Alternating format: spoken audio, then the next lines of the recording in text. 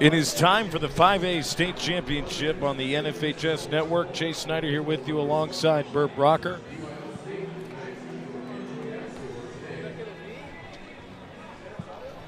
For the 5A State Semifinal. Game 3 of our quadruple header today from Round Rock. Burt, we could not be more excited to get things going here in 5A after a lot of fun with the 1A and 2A. Well, yeah, and we have two state champions now. 1A and 2A was decided this morning. Barbers Hill comes in here today, 35-8-1. Amarillo, 33-9. You look at the pitchers. This is the closest pitcher duel that we've seen. Tristan Curlis, 10-1 for Amarillo. Hunter Mercer, 10-1 for Barbers Hill. Yeah, as you said, Hunter Mercer is on the mound today for Barbers Hill, 10-1 on the season. Yeah, it was kind of fun. We were talking to some of the media before the game. There was about an hour and a half, hour and 45-minute break in between the 2A state championship game and this one. And, you know, you get to meet media from all over in Amarillo. What a haul, 7.5 hours if everything goes perfect. So Barbers Hill, you know, it's good, solid 4.5 hours, depending on, you know, traffic coming through Houston. And they probably traveled today, the Barbers Hill fans, at least. Well, no doubt Amarillo. Yeah. They'd have to left at midnight last night. Yeah. So they're here. This is as good as it gets. It is the one thing we will talk about. We are in the outskirts of Austin, Texas, here in Round Rock at Dell Diamond. It is warm. The sun is bright. Beautiful afternoon here. We'll be pushing probably somewhere in the 94 to 96 type range, and a little breeze blowing. Yeah, we just felt a breeze, and it was the best thing I've felt all day.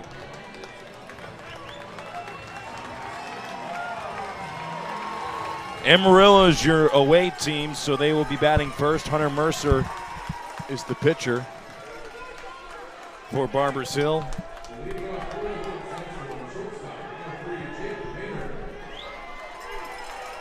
Jake Maynard will be followed by Bryson Slaughter and Davian Berry. Hunter Mercer on the mound, 10-1 on the season. And the first pitch is fouled, and we're underway.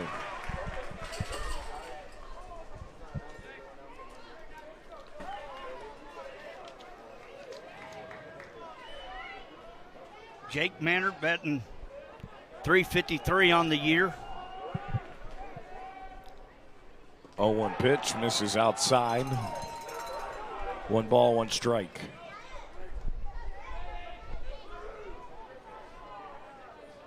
One pitch.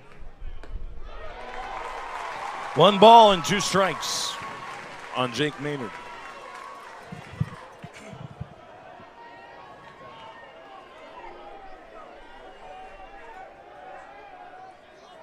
One-two pitch. Count even now at 2-2.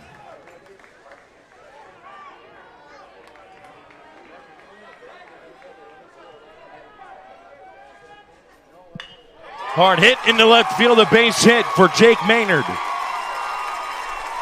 And it's a leadoff single.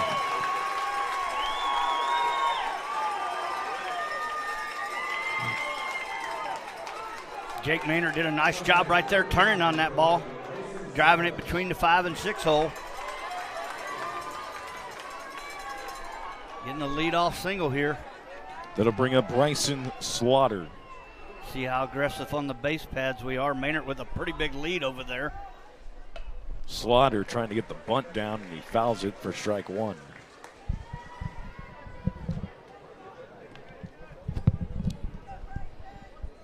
Well, Mercer's got a pretty good pick move. Seen it a couple times this year. Caught a couple of their games. Maynard leading off pretty good over there. Looks clear like they're going to play small ball here. And right as I say that, Slaughter does not square to bunt. Takes a pitch just outside for ball 1. 1 ball, 1 strike.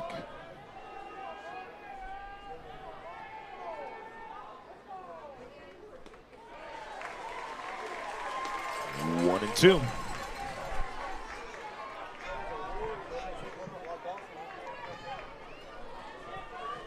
Maynard got his hit with 2 strikes, so Bryson Slaughter, nothing here. Just got to find some way to put this ball in play.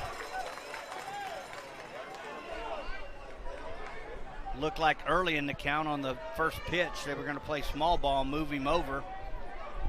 That was called off afterwards. 2-2. Fouled straight back, and it's still 2-2. Catching behind the plate for Barbers Hill is Brody Williams. At first base, Simon Larinaga. At second base, Rathan Malone. At short, it's Cameron Colley. At third base, it's Braden Jacobs. Taking a quick look at Maynard at first base. In left field, it's Jace Martinez. In center field, it's Carson Garrett. In right field, it's Brent Holdren. Runner goes. And what a great pickoff move by Mercer. But he dropped it. And he dropped it at second base. Colley did.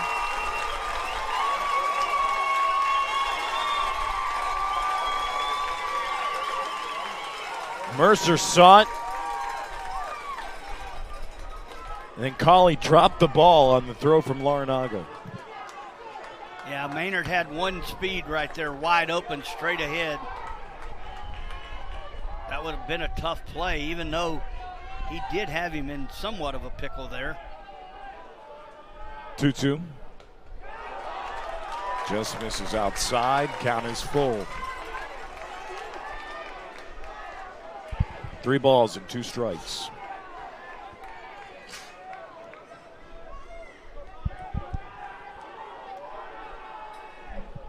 Three-two pitch. Yeah, struck him out. Strikeout number 1 for Mercer, 1 away. I don't know if he went around or whether that was inside corner. Either way, jammed up Slaughter right there and got him to probably go around. Barry playing center field today. Davian Barry comes up to the plate. Maynard at second base. First pitch is a strike. After Barry, it'll be Caden Phillips, followed by Tristan Curlis, who is the pitcher today for Amarillo. Up the middle into center field, a base hit for Barry. Maynard is going to be sent to the plate. It's dropped in center. The throw to second base is not in time. Barry gets the RBI single, then advances to second base on the E8.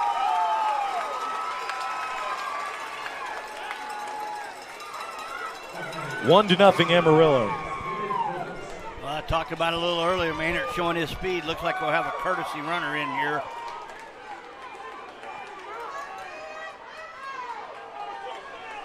Davian Barry with the RBI single, advancing to second base.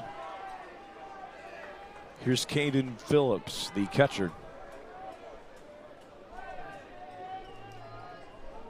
First pitch to Phillips. Taken for a ball in the outside corner.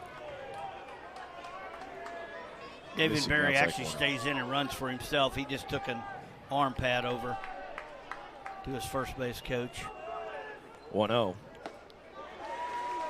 1 ball, 1 strike.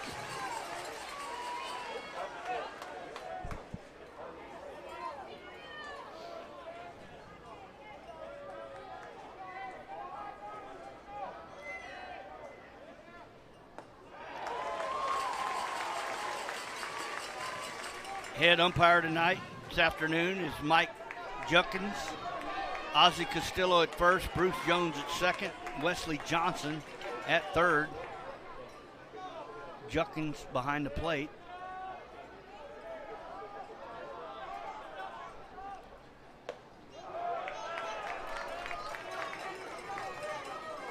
Good discipline by Phillips right there, not chasing that just out of the strike zone fastball down the middle right there.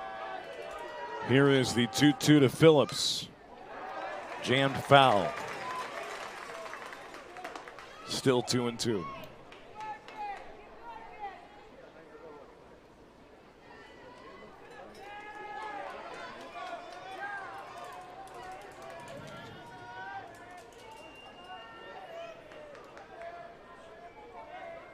Two-two.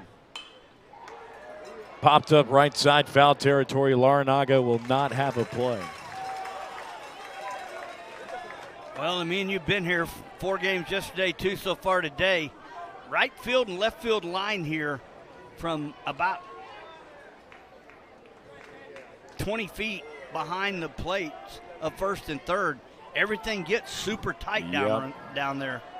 There's not much room for foul balls, and also we saw a couple big base hit down both lines yesterday. 2-2. Up and away, 3 balls and 2 strikes.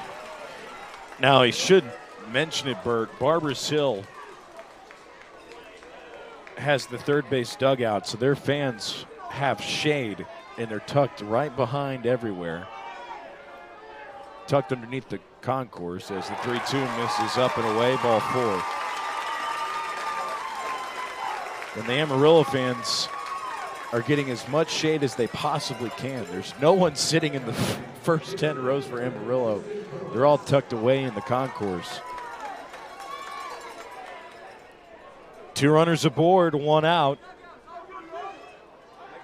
Tristan Curlis here batting .514 on the year, and there is a courtesy runner, number 14, Trey Thomas,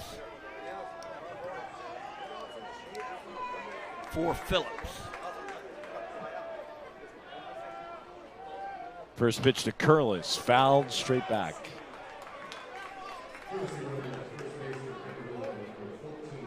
Curlis, of course, got an opportunity to help himself, coming here 10-1 today.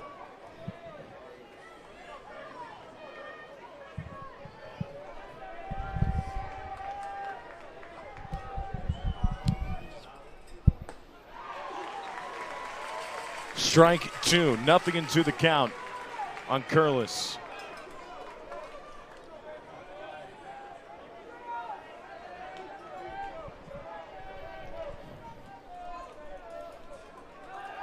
The 0-2 will have to wait. Looks like Brody Williams was asking for a high fastball here. He wants it up and away. Ball 1 to Curlis.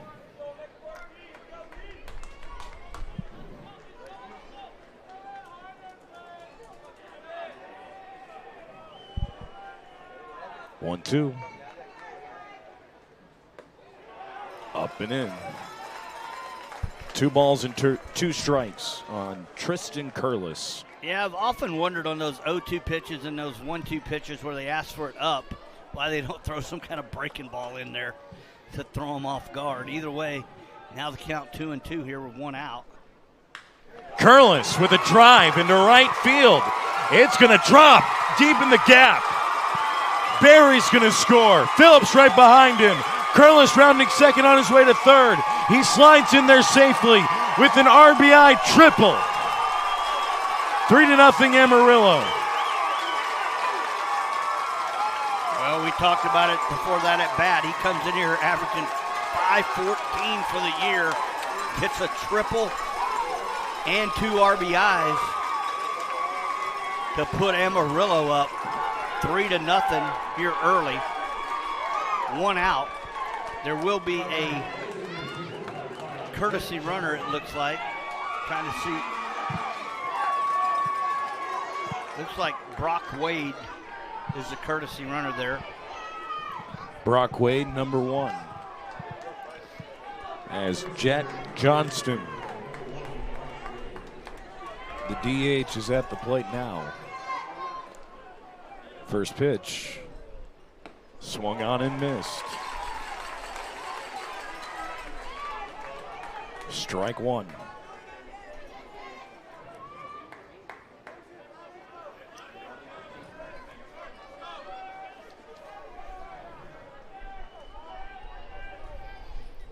On delivery. Misses inside. 1 ball and 1 strike. Friendswood was beating the number 1 or number 2 team in the nation by this Barbers Hill team, 8-2 and 5-2 in a sweep for Barbers Hill to get here. Amarillo so far has said, we got no problem with this. Yeah.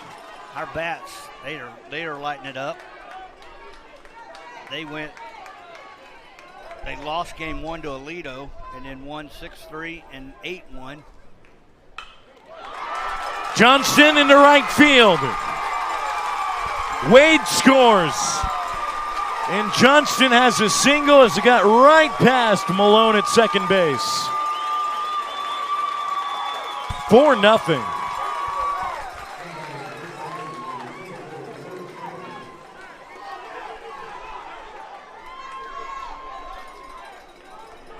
Will Franklin, a junior, will step in here, batting .349 on the year. Looks like we're going to have our first visit to the mound. Brody Williams will go out and talk with Mercer.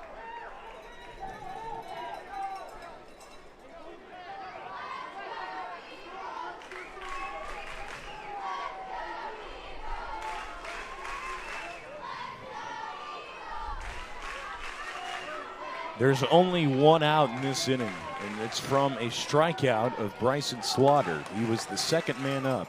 Since then, Barry singled, scored a run. Phillips walked, scored a run. Curlis tripled and scored a run. I couldn't figure out what the ump was calling. Looks like out there where the Dell Technologies door is, it's come open.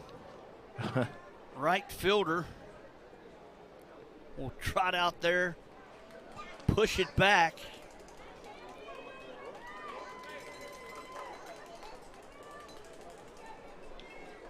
Holdren trots out there. You don't see that very often.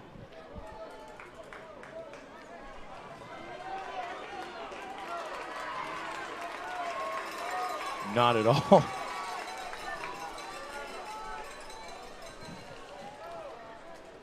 Mike Judkins ready back to get play underway here. He'll be behind the plate all afternoon. First pitch to Franklin. Upstairs, ball one.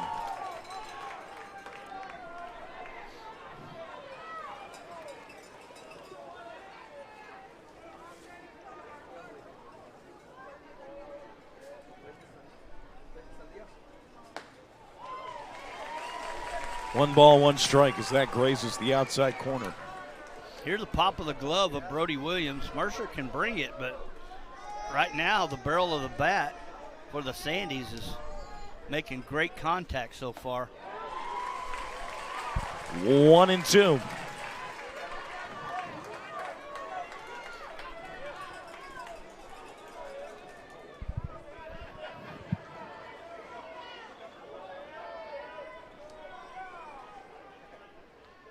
Swing and a miss.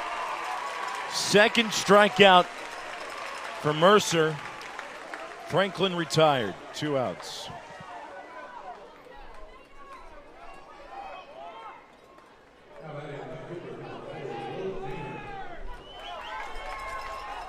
Here is Will Maynard.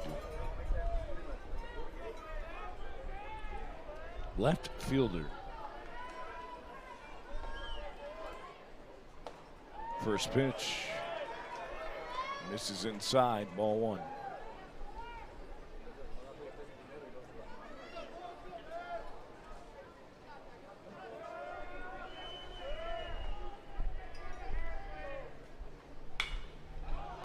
Popped up, foul right side into the bleachers.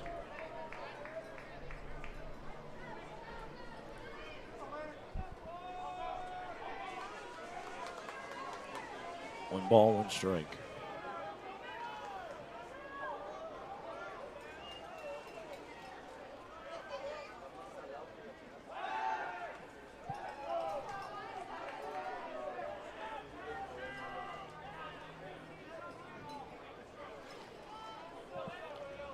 Johnson was able to get back very easy there. Mercer just kind of trying to keep him honest over there.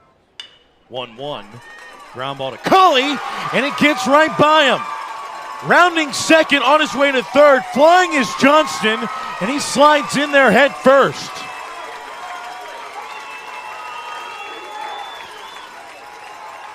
Wow.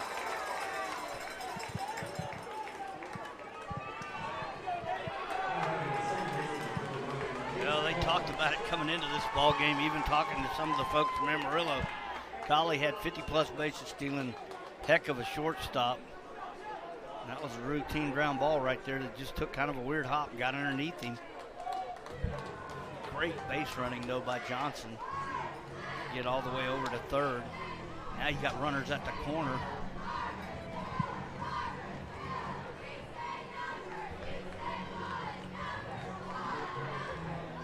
Runners at the corners with 2 outs. David Denny comes in here to talk with Brody Williams.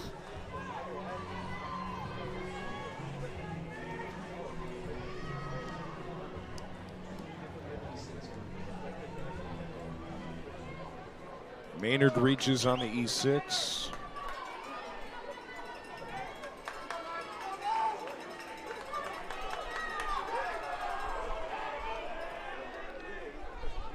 Here's Nate Hawes. Hawes takes strike one.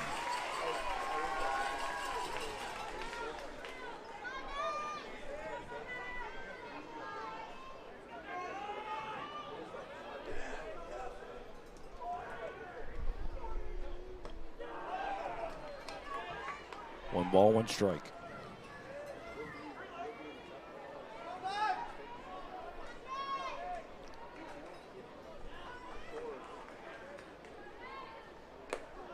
Foul tip. The late steal there. Very late steal.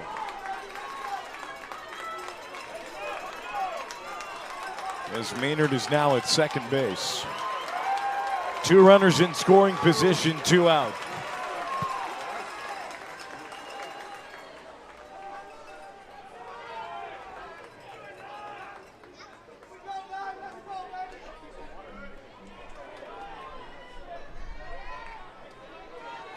Hawes has a 2 RBI opportunity here. Mercer trying everything within his power to get out of this inning with a strikeout. 1-2, got him looking inside corner. All 3 outs in the top of the first were Mercer strikeouts. However, Amarillo put up 4 in that inning. 4 for 9 at the plate. We go to the bottom of the first, 4-0, Amarillo.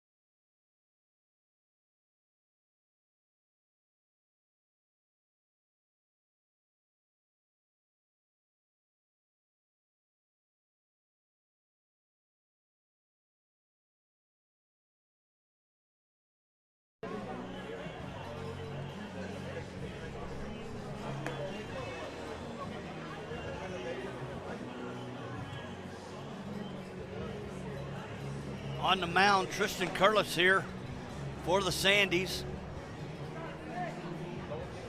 Caden Phillips behind the plate. Franklin, Hawes at second, Maynard at short, Slaughter at third.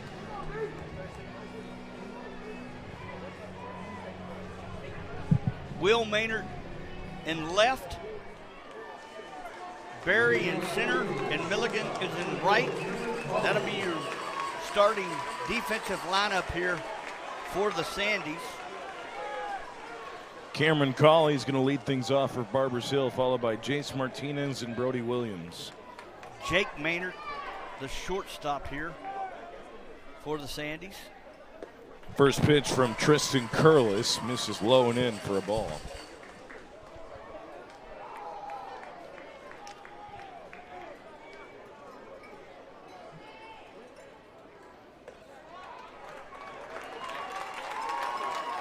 One ball, one strike.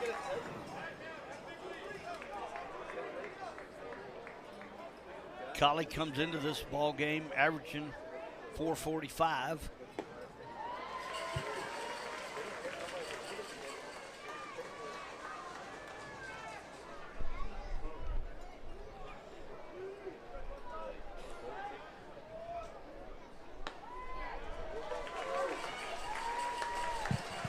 Three balls and one strike.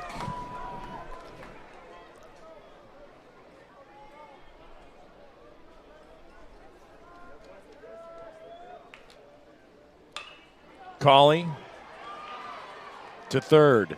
Throw to first. Offline.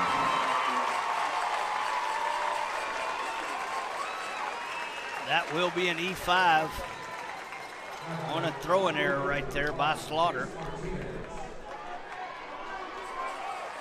Cauley reaches on an E5.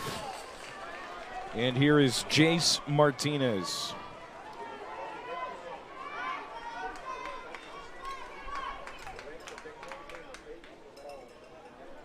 Martinez batting .280 on the year.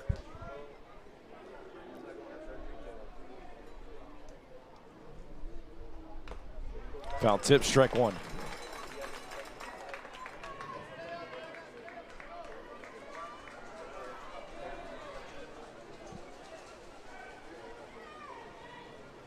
Brody Williams on deck for the Eagles.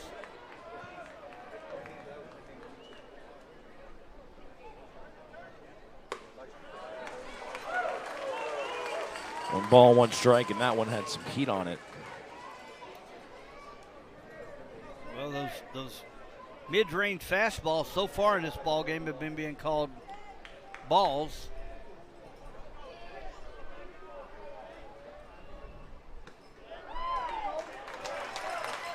One ball and two strikes.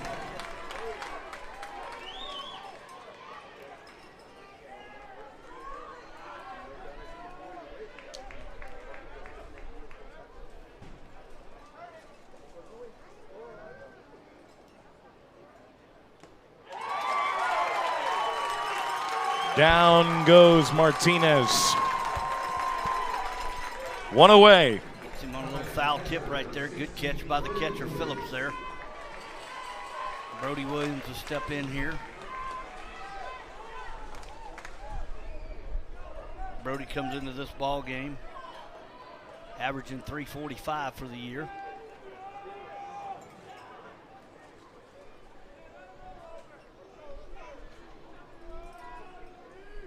First pitch to Williams. Runner thought about going. Now Cauley goes back.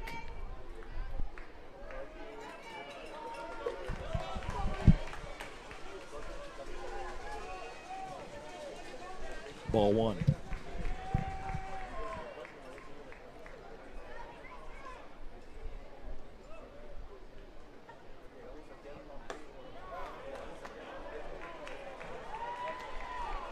Two and oh now.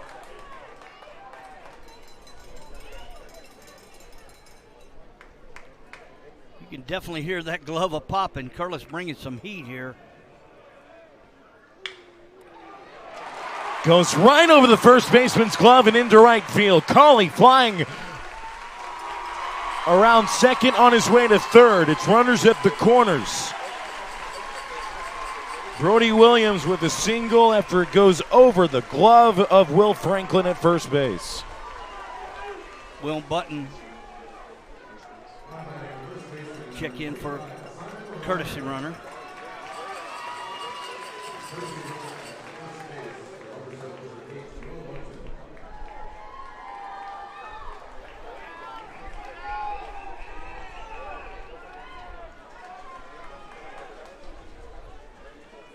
Will Bunton is the courtesy runner at first base for Williams. Larinaga steps in here.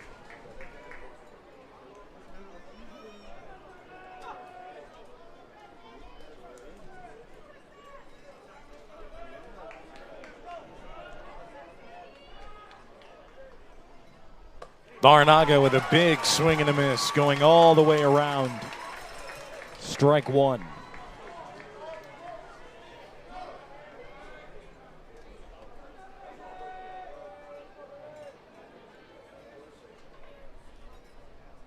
Oh, one pitch. One ball, one strike.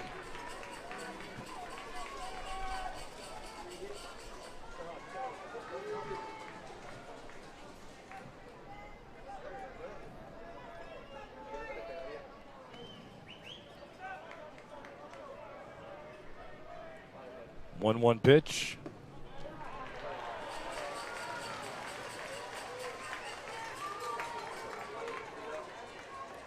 Two balls and a strike.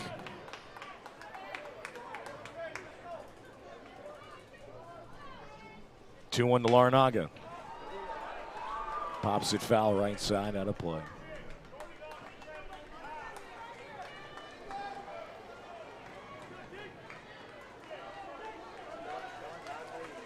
Two and two.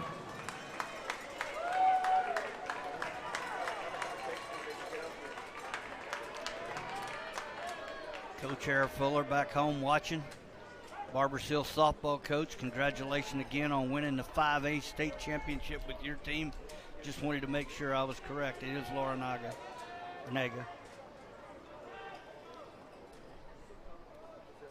Runner goes into center field. That is going to be dropping. Bunting goes back to second. Larnaga with an RBI single. 4-1 now.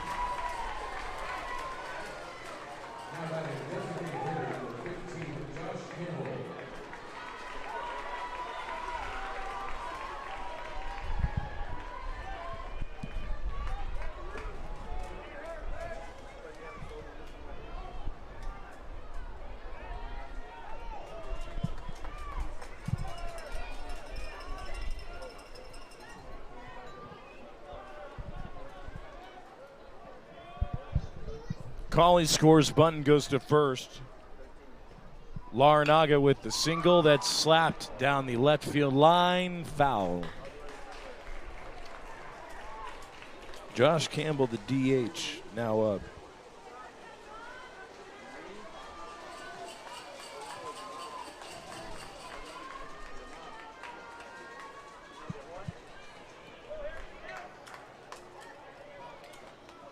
Larnaga with the great play right there. It was a play that everybody was froze, though, Chase. That could have been a whole lot bigger for the Barbers Hill Eagles. Everybody had to kind of freeze there. Wasn't sure if the center fielder was going to get there to it. And Barry. Phillips with a good block behind the plate.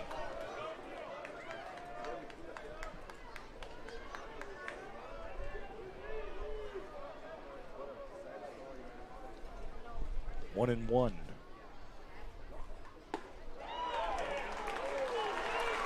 Two and one on Josh Campbell. Campbell batting .291.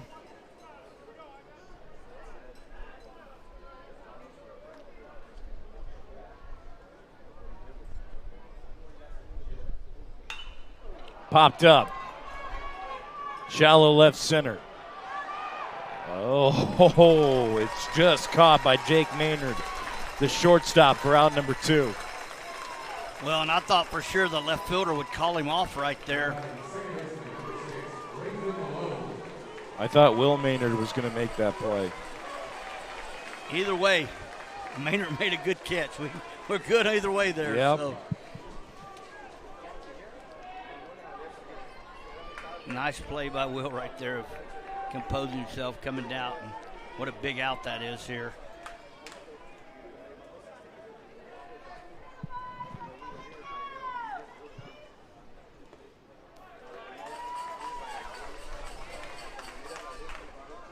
Rathan Malone in here.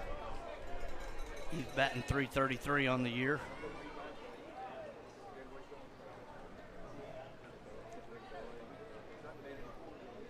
One-0. 2 balls and no strikes. Rathan Malone at the plate. Braden Jacobs on deck.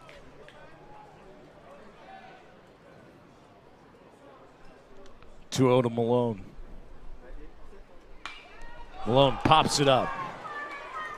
Right side of the infield. Fighting the sun, and it's going to drop. Nate Hawes can't make the play. Man, oh man, we've seen a lot of that in the middle part of this day. The sun is brutal. Last night we saw it even in the late game. The outfielder was struggling big time. Now you're going to have runners on the corner in a 4-2 ball game here as Jacobs will come to the plate. It's 4-2 now as Will Bunton scored on that. I think they're going to go out and check on him. He got all twisted up right there. Sure, a little of it's frustration because he thought that was a ball he should have caught. Not sure he didn't twist a little weird right there to tail in. He kind of moved to the right and then, you know, just everything within his power trying to get back to the left and make the catch.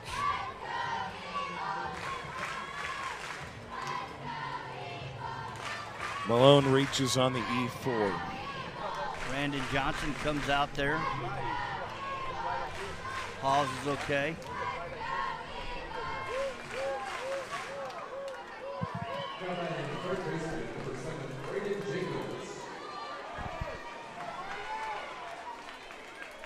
Here is Braden Jacobs, the third baseman.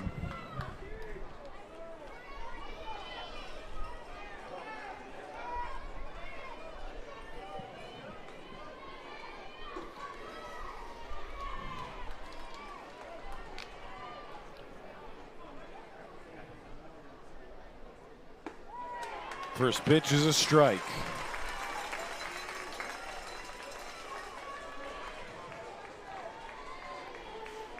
Carson Garrett on deck.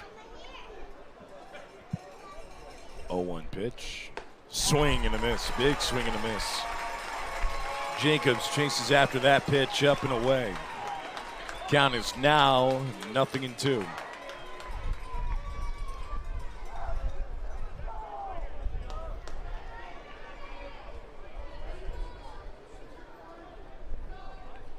The 0-2 pitch, runner goes. Pitch is a ball. Malone is safe at second. Well, and Phillips did a great job of stopping that ball. Looks like he got a little stinger there. And we are a Jacobs base hit away from a tie game. It should be mentioned too, we saw it crammed in the previous game. It is smoking hot out here. Smoking hot. That was just a ball. I mean, Phillips saved a run there. That ball was in the dirt, got down in front of it. I believe it was probably somewhere down around the ankle because that looks like what he's trying to walk off there. Head umpire Mike Judkins will go out there, check on him. Fans give him a standing ovation. Love that. Both sides clapping.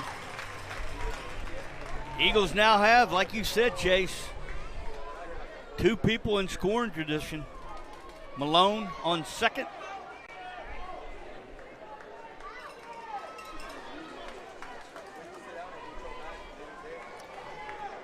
Loranaga on third.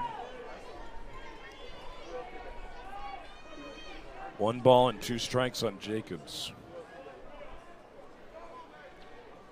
From Curlis to Jacobs. Jacobs to short. It gets right by him. Right between his legs. The game is tied.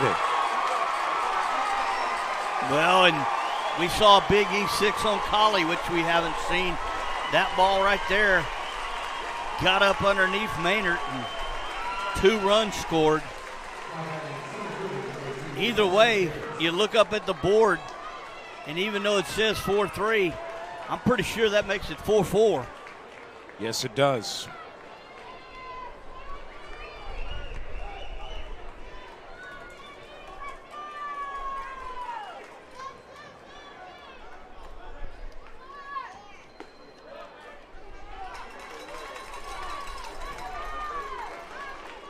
Oh, 0-1 the count on Carson Garrett. Don't have any stats on him. Sophomore outfielder.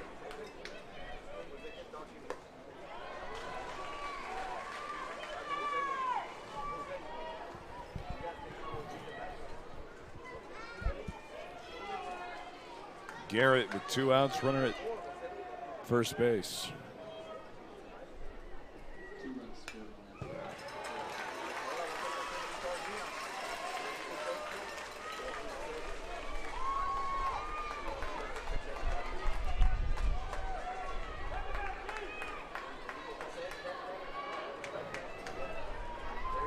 1 ball and 1 strike on Garrett.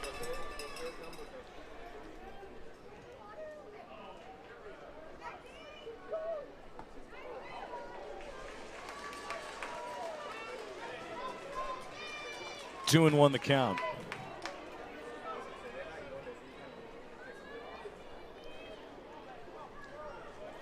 Chase, you have 2 pitchers that come in here 10 and 1, and they both gave up a 4 spot in the first inning.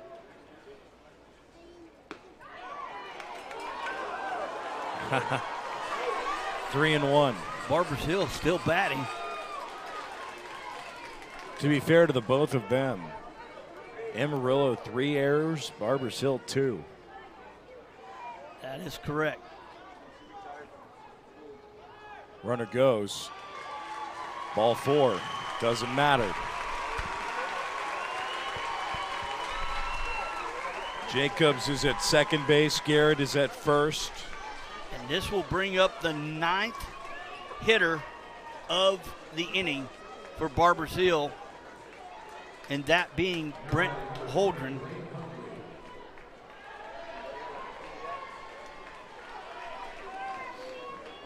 Two on, 2 out. 4-4 game, bottom of the first. First pitch up and away, ball 1.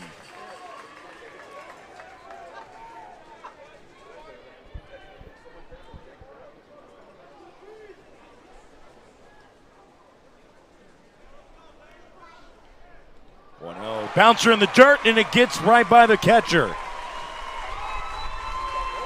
It's a wild pitch as Caden Phillips couldn't handle it. And there's now 2 runners in scoring position. Looks like Coach Johnson's going to go out here and visit the mound. He asked for timeout, and it looks like he may be pulling Curlis here. I may be wrong. Thought I saw him put a hand up. He just calling his infield in. He wants to get everybody together. I was like, tie ball game. Ayers has put the 4 spot up, as you pointed out. For both like, teams. Guys, you got to just calm down. We didn't get here this way. Let's slow down. We're back to scratch. We got an opportunity to get out of this inning. We're going against the 9-hitter.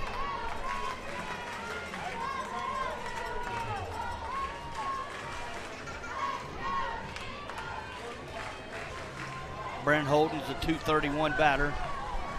You know the coaches down on the field know that.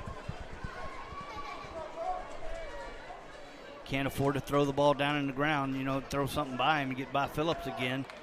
That'll give the Eagles go-ahead run here. Two balls and a strike on Brent Holdren. Yeah, I think that was just a square around bunt trying to get him to throw ball 3 right there.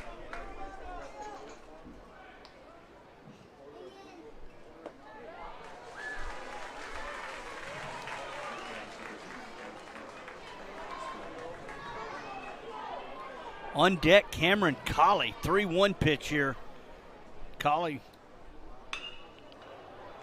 fouled away. Now there's been a correction by the scorekeepers up here. It is not Brent Holdren. It's Blaine Huntley. It's Blaine Huntley, number 20. 3-2. Huntley fouls it back.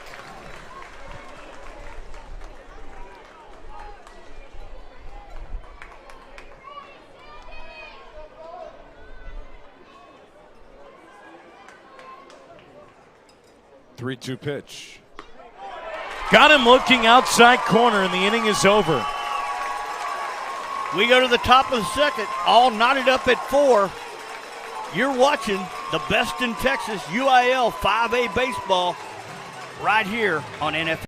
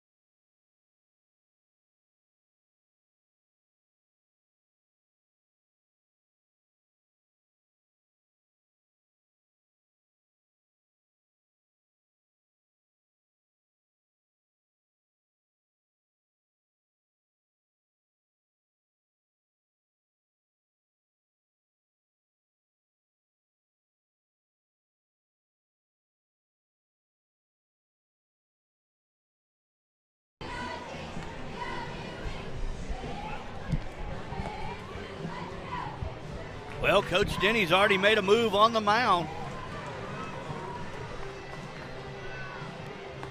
Maddox Malone.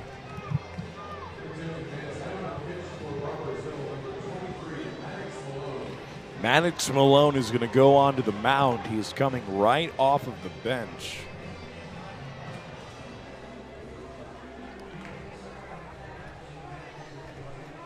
Hunter Mercer was not in the lineup, so his day is done.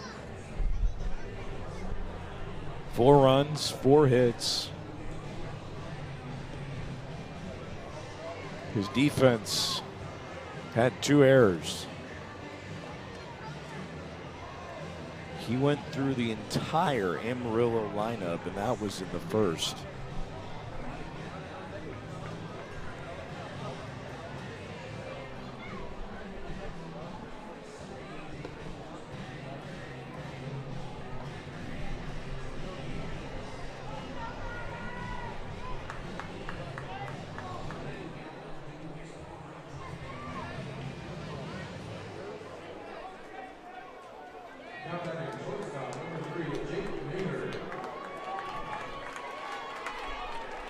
Jake Maynard, followed by Bryson Slaughter and Davian Berry. Maddox Malone is the pitcher. Top of the second.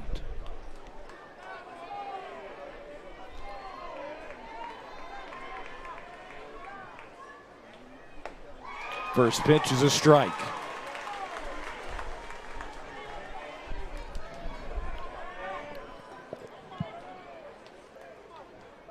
Oh, 1. 1 ball and 1 strike. Count even.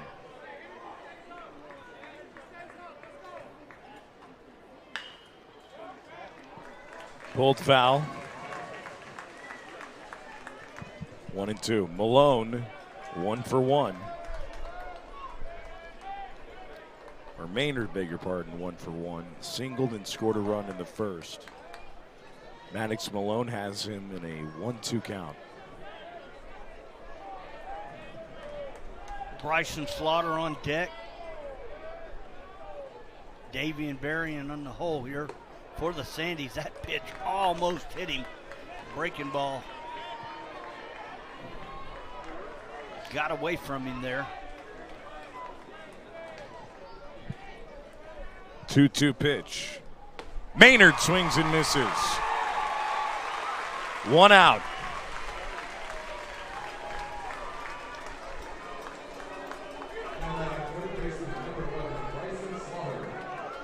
As Bryson Slaughter now comes up to the plate.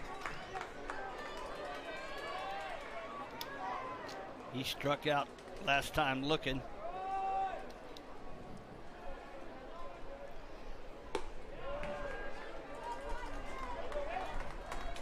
Up and in, ball 1 on Bryson Slaughter.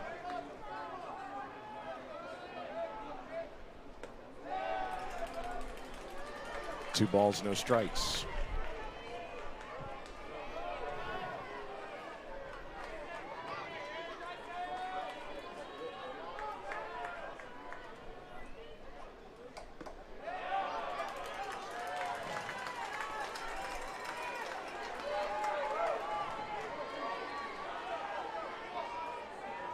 Well, right there, 3 pitches, 3 balls.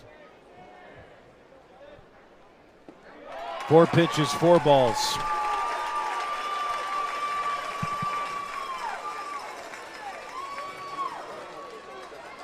So after Bryson Slaughter struck out in the first, he walks on 4 pitches.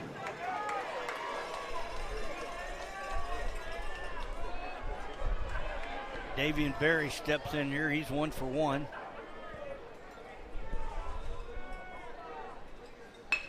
Up the middle, off of the mound and into center. Slaughter holds up at second base. Davian Berry. 2 for 2. 2 for 2, 2 singles.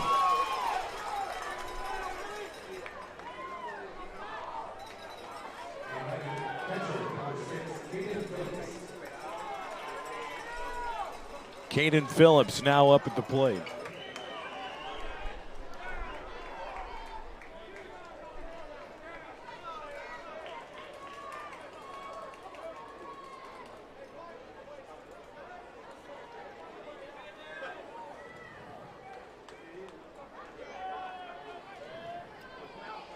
Phillips walked his last time up here.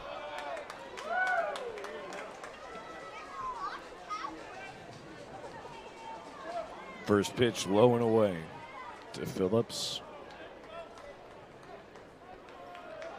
2 on, 1 out.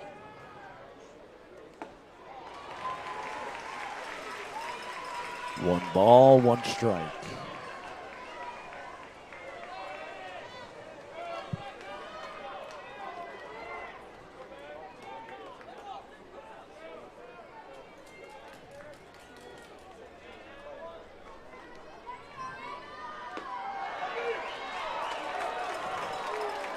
Two balls and 1 strike. Well, the one thing that's been consistent on both sides, he's had a tight strike zone. And that is definitely what the batters want to see on both sides. Maddox and Malone just missed there. 2-1. Count, 1 out here. 2-1, fouled away. It's now 2-2.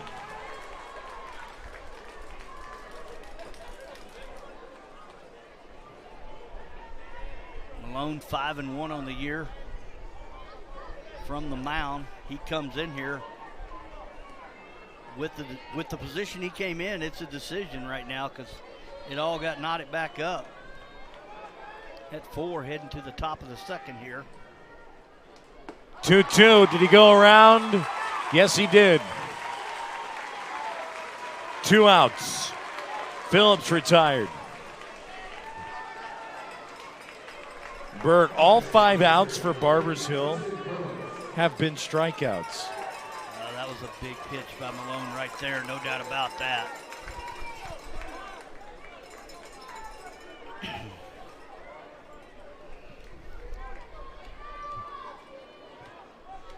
Slaughter at second, Barry at first.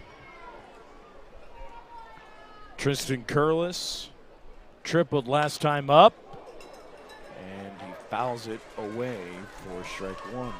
Well, and I talked about it. He is the starting pitcher. He comes in here 10-1, but he's also batting over 500 coming into this ball game, and of course batting 1,000 with the lead off with the triple back in the first.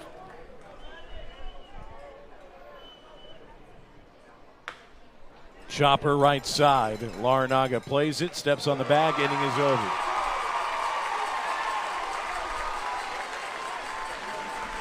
Malone Maddox struggles a little bit there, managed to work his way out of it. We'll go to the bottom of the second. Still knotted at 4. Eagles coming back up to bat as you're watching UIL State Championship Baseball.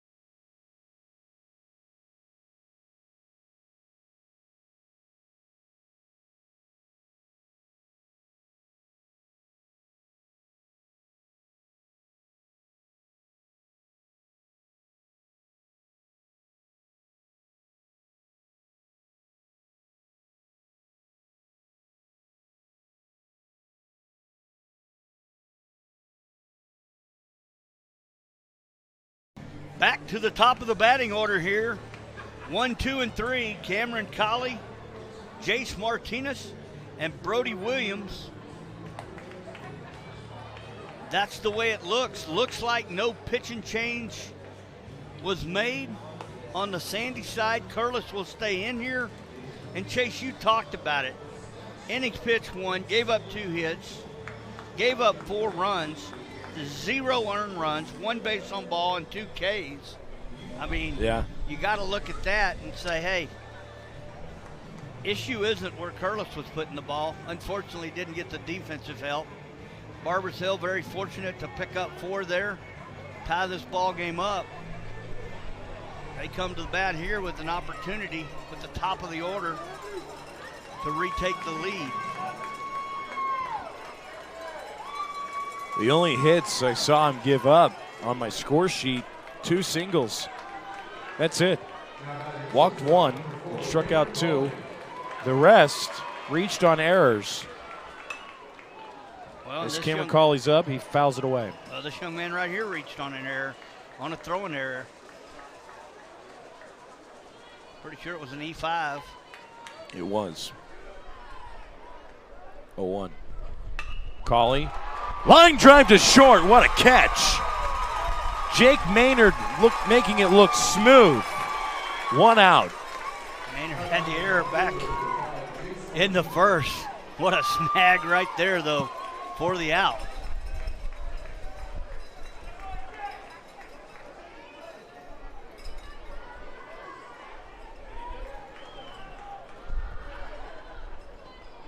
Swing and a miss on Jace Martinez. Martinez 0 for 1, struck out last time up.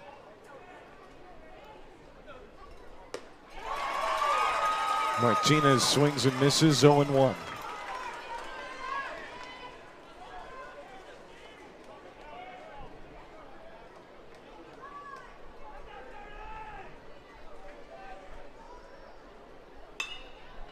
Fouled away.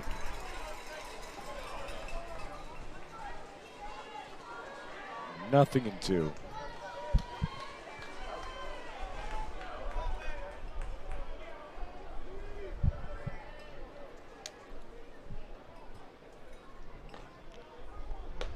Oh-2. Misses upstairs. 1 ball and 2 strikes.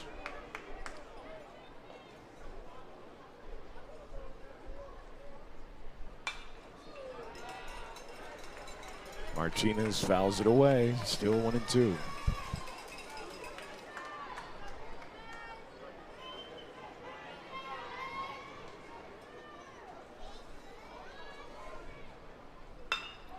Up the middle into center field, and Jace Martinez is on with a 1-out single. Nice job of fouling off a couple balls there and got a pitch he liked. Got the barrel of the bat square on it, driving it back up the middle for a single there. Brody Williams will step in here. He is 1 for 1.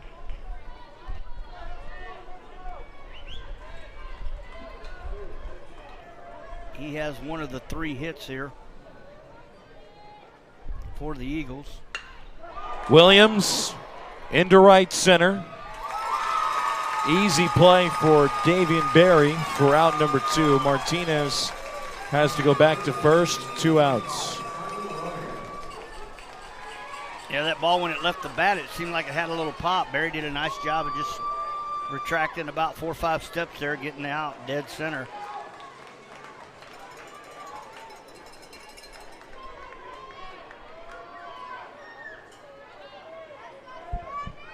Runner goes. Larinaga swings and misses on the foul tip. So Martinez has to go back to first base. Count is 0-1.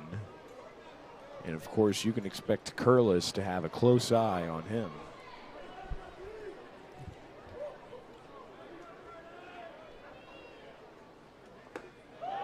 Check swing, did he go around? Yes, he did.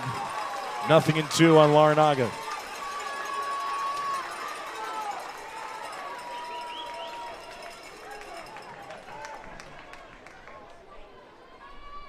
Oh-2, runner goes. Fouled straight back. Good solid pop right there, just to our right.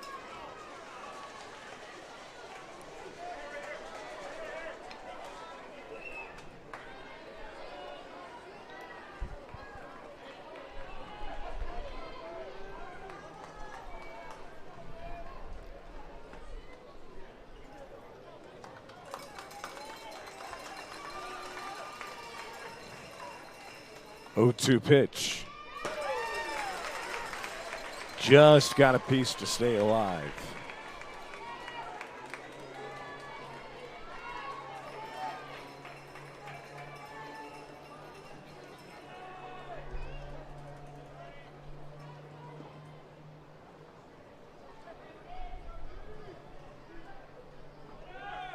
Runner goes, pitches a ball. There is no throw as Martinez steals second base. I think Phillips thought he was going to dial him up. Did not. I don't believe it would have mattered if he'd thrown the ball at all. So it'll be an uncontested stolen base for Martinez.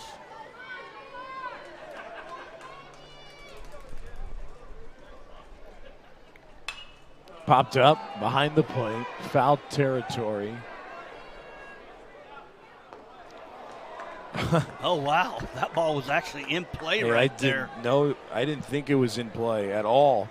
Will Franklin didn't know either. Dropped right in front of him.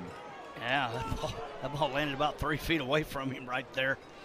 Again, we'll talk about it because the sun is bright, and when you're looking from that infield back on those pop-ups like that, it is tough because the sun is right in your face.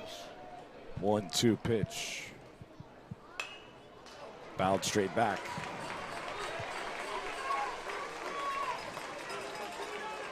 Count is still 1-2.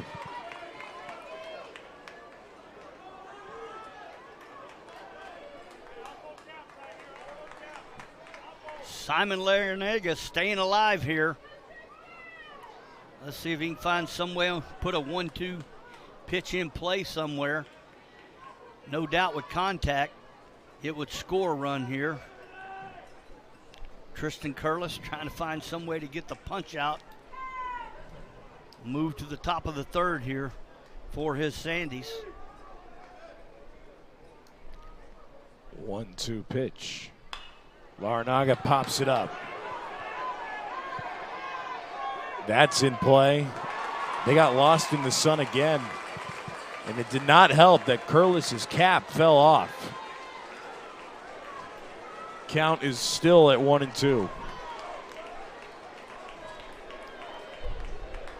Well, you had three people within about 4 to 5 feet of the ball and came down right in between them. But again, like you said, Tristan Curlis's cap came off. And he was the closest one to it. Count is still at 1-2 on Larinaga.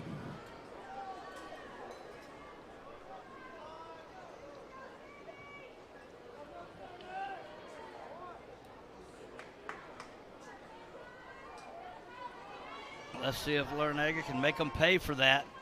He's got away with 2 pop-ups there that should have been the third out of the inning. You oftentimes see that come back to bite you.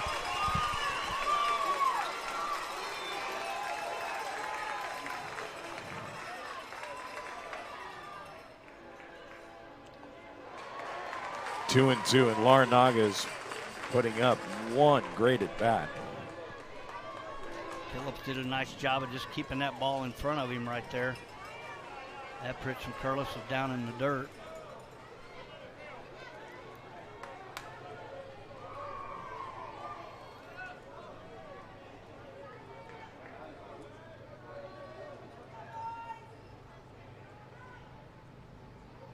Two-two. Chopper gets right by the third baseman into left field.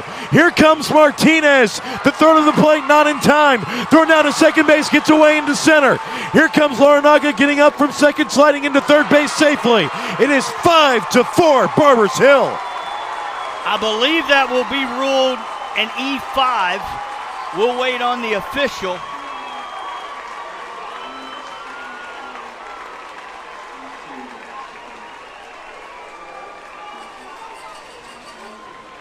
Wow, they called that a hit. That ball was hammered, but that was a ball that I thought Slaughter would have had an opportunity to make a play on.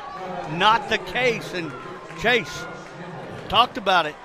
2 pop-ups that should have been caught. Neither of them caught back here.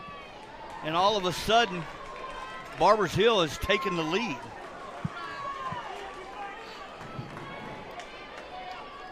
Wow.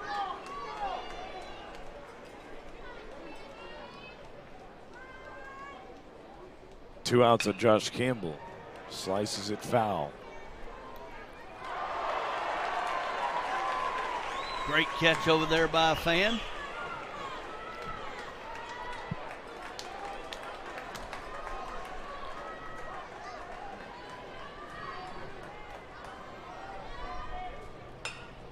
Fouled away.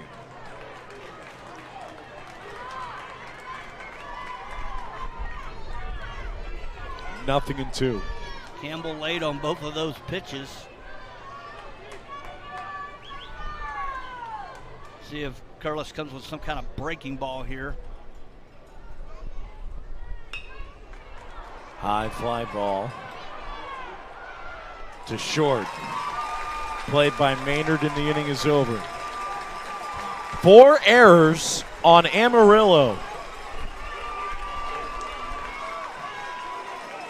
We go to the 3rd. 5-4, 5A state semifinal. UIL on the NFHS Network.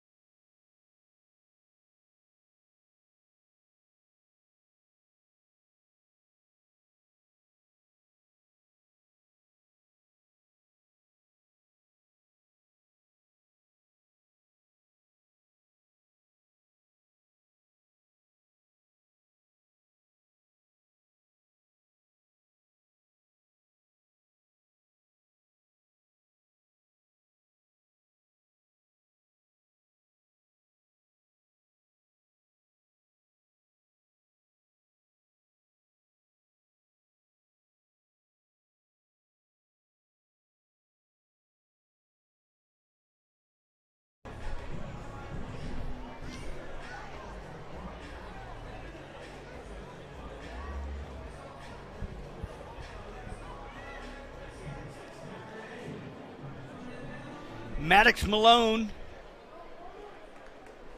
in relief after the first inning. Mercer started the ball game, gave up 4 runs.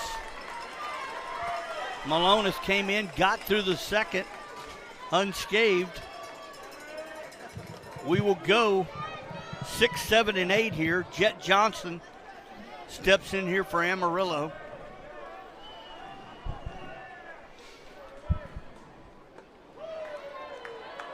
Johnston, Franklin, and Maynard. Like Bert said, 6, 7, 8 hitters. Johnston singled in the first inning. 1-0 is taken outside for a ball. 2 balls, no strikes.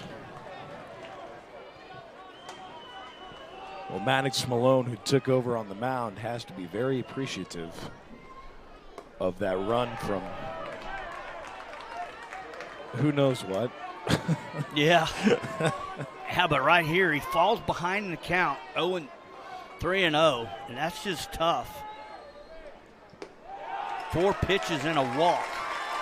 Well, sure, Coach Denny's shaking his head out there going, you got the lead. Get in your zone, do what you do. Find the strike zone, let your infield make the plays for you. Yes, we may have had some plays early in the ball game that we didn't like, but no problem. Let's take care of business. Number 24, Will Franklin, first baseman, 0 for 1 on the day.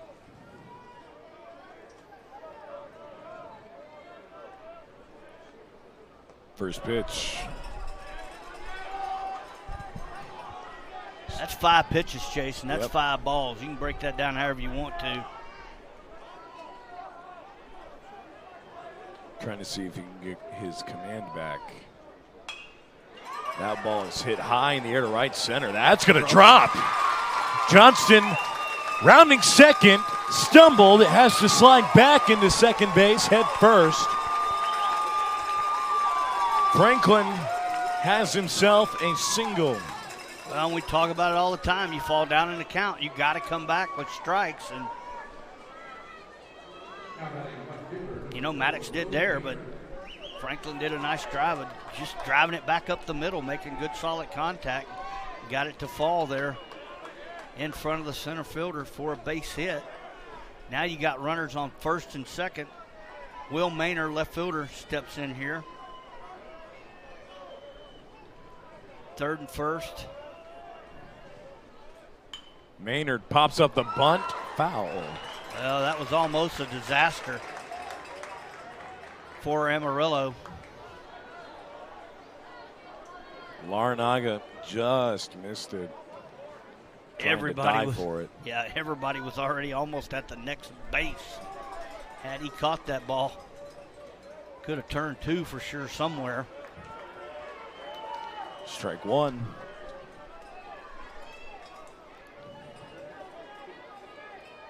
Maynard reached on an E6 last time up. Larnaga came in. 1 ball, 1 strike.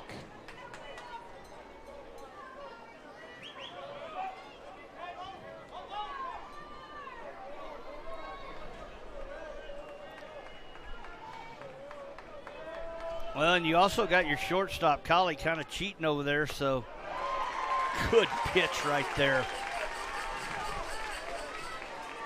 from Malone. Got him frozen 1 and 2.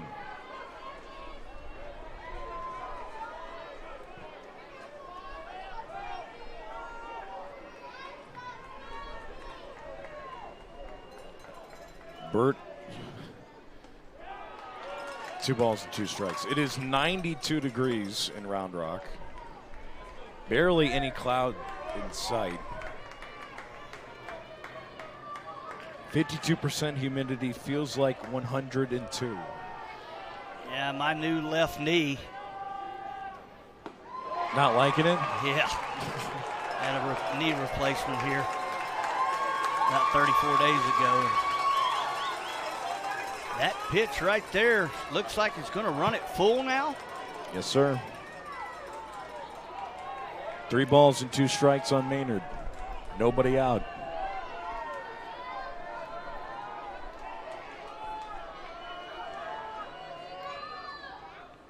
Three-two, ball 4, and the bases are loaded.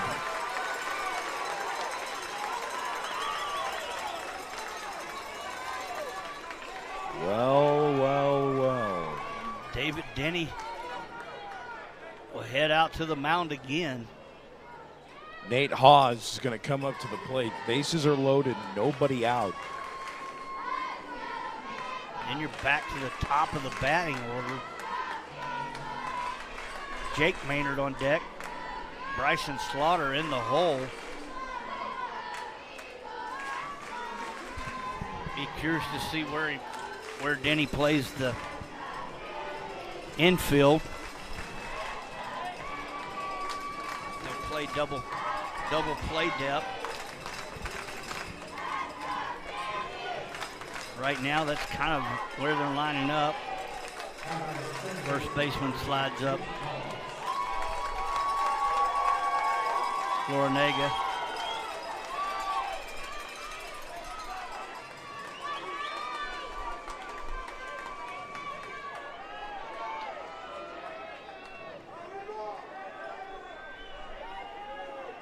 Bases loaded, nobody out.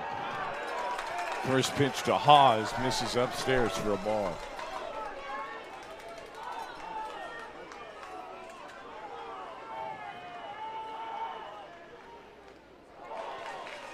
One around, 1 ball and 1 strike.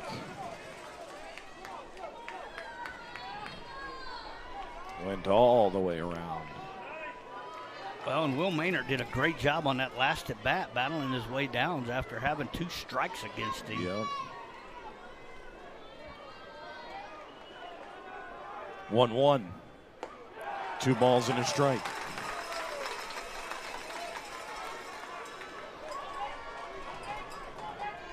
Well, you're back in that situation.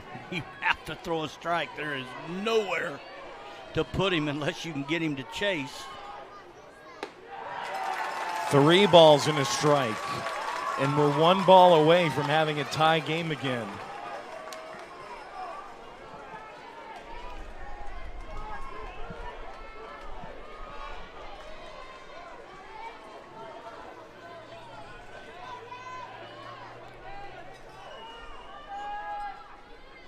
3-1, fisted, right center field, making the catch is the second baseman, Malone. Rathan Malone makes a great play, keeps all of the runners at their bases, 1 out. Well, and again, and you got to give Coach Denny the credit there because he did not have them playing up, trying to get the force out at home. He had the infield playing in their normal positions on second and short, or there would have been no way he could have got to that ball. Here's Maynard. First pitch to Maynard is taken for a strike. Maynard 1 for 2, singled and scored a run in the first, struck out in the third. Jake Maynard here. One ball and 1 strike on Jake Maynard.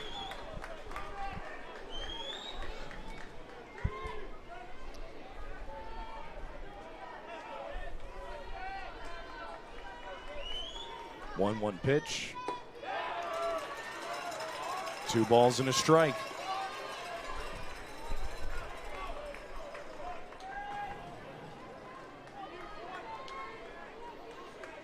Two and 1 to count here, 1 out. Strike 2. Good pitch, catching the outside corner.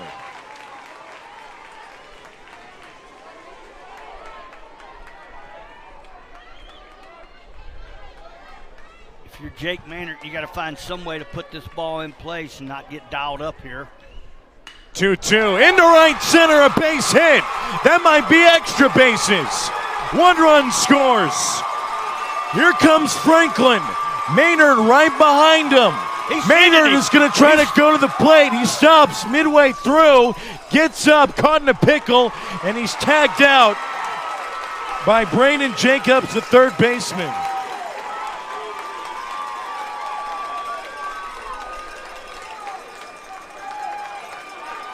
Well, Jake Maynard delivered with a triple, 3 RBIs to put his team back up 7-5. I thought he was going to send him. I just thought he was going to go. Then he got hung up. Great cutoff throw, better relay throw to third to get the out. An RBI triple from Jake Maynard makes it 7-5 Amarillo. Yeah, he picked himself up 3 ribbies and a triple there. The bases are empty. 2 outs, 1-0 to Slaughter.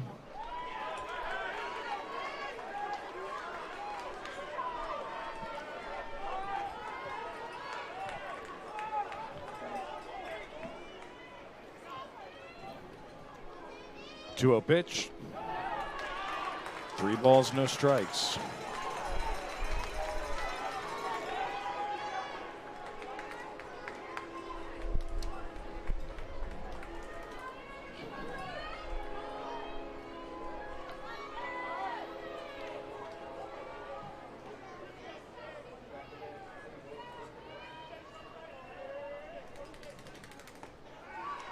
Strike 1, outside corner.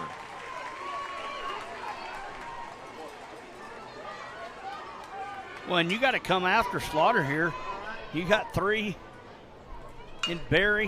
That ball hit out there to right field. Huntley makes the catch and the inning is over. But Malone allows 3 runs. 6, 7, and 8 will be due up for Barbers Hill when we go to the bottom of the third. Amarillo takes a 7-5 lead. Headed there, you're watching UIL State Baseball 5A Championships.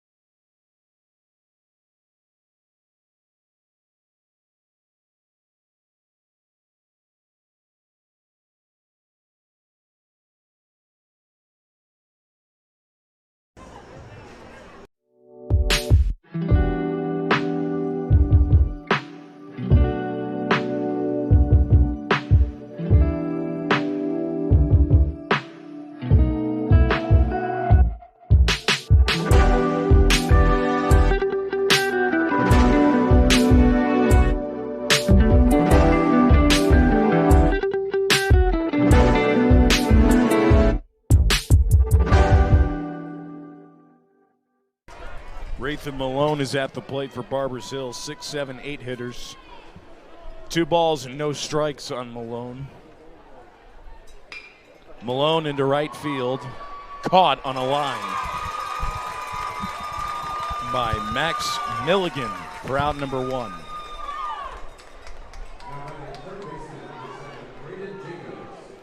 That'll bring up Braden Jacobs, third baseman. Jacobs 0 for 1, reached on an E6 and was left stranded at second base last time up. First pitch to Jacobs is hit high in the air to left center field. Fighting the sun and making the catch is Davian Berry. 2 outs already.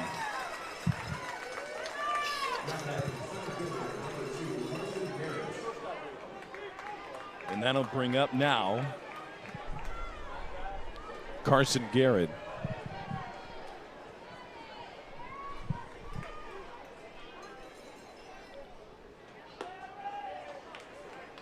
First pitch from Curlis to Garrett is taken for a ball outside. 1-0 pitch. 2 balls, no strikes.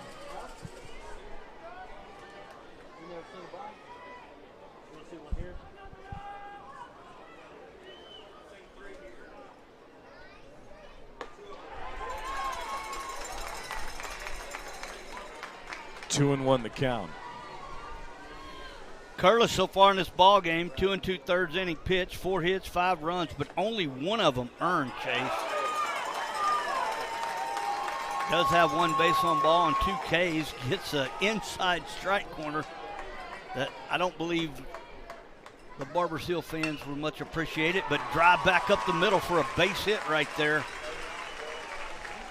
Carson Garrett is on with a 2-out single.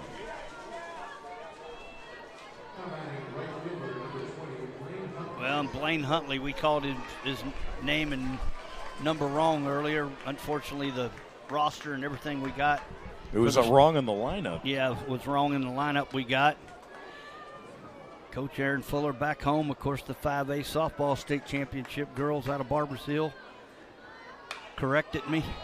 Blaine Huntley Thank pops you. it up, left side. Foul territory, and the inning is over. Caden Phillips makes the play. Man, oh man, what a play right there by Phillips.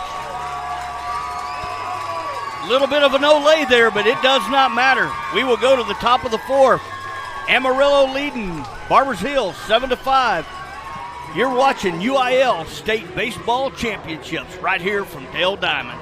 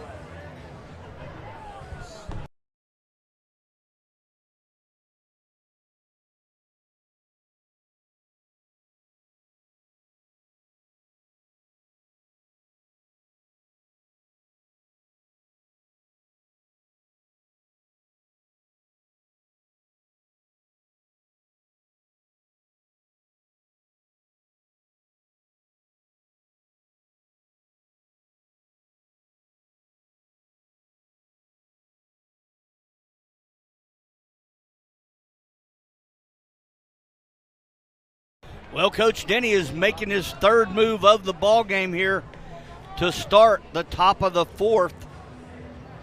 Brent Holdren will now go to the mound. It's finally Brent Holdren. We thought it was earlier, yeah. So we knew it was coming. We just didn't know when. They had him down in the lineup 9th in the order, playing in right field. Now we have some action from Amarillo's side. They're going into that far dugout.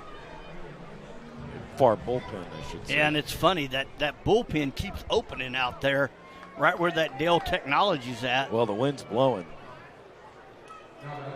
Sandies will get some action going out there in the bullpen. 7-5. They realize this game is far from over.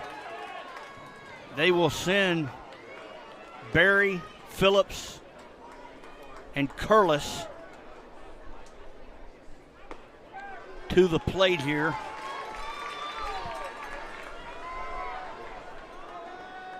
That pitch a called strike. 0-1. 1 ball, 1 strike. Well, and that was one of the things. Malone Maddox was struggling with control. Fell behind on 7 hitters, and then Holdren here after throwing the first pitch strike.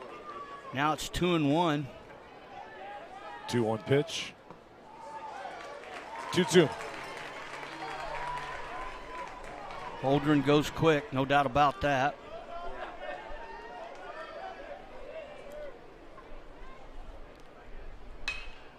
Two, fouled away. Barry's having himself a heck of a day. He's 2 for 2. Coming up here to bat. 3rd time. Singles both times. He did have an RBI back in the first.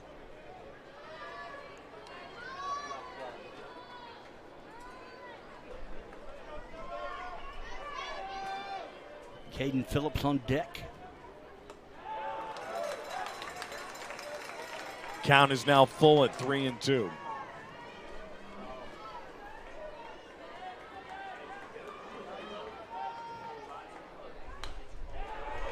Holdren just got a piece. He's still alive.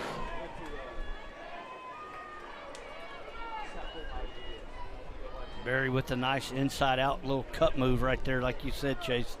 Just got enough of it. 3-2 pitch. Nobody out. Top of the 4th. 3-2. Got him looking inside corner. What a pitch from Holdren to get out Barry. Well, and so far in this ball game, that's as big of out as you can get. He was 2 for 2 coming into that. Caden Phillips now, catcher. 0 for 1 so far here today. He did have a base on ball back in the first. Brody Williams with a little pick play there off the ground, but ball 1's called. 1-0, chopped foul. 1 ball and 1 strike.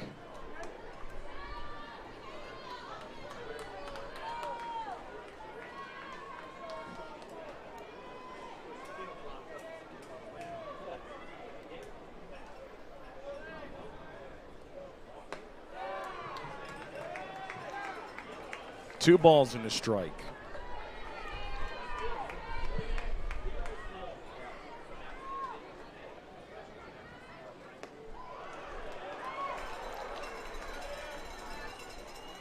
Well, Holdren will look in and ask where was that pitch at, just inside.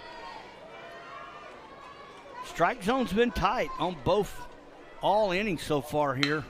3-1, grounded to third, throw to first in time for the second out of the inning. Man, oh man, what a play right there by Jacobs. Fielding that ball cleanly, throwing a bullet over there, showing his arm strength.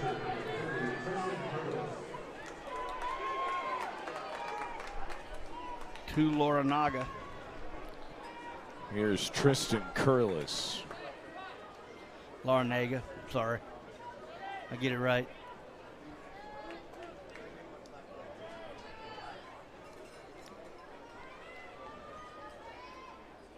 Outside, ball 1. I think that was supposed to be a breaking ball that just didn't break. Curlis tripled in the first, grounded out to first in the third.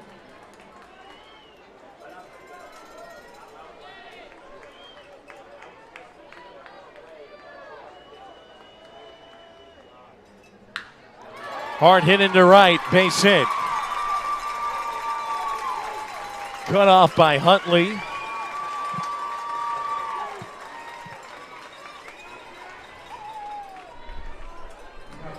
Two out single for Tristan Curlis, and he's going to have a courtesy runner for him. It looks like it's going to be Brock Wade.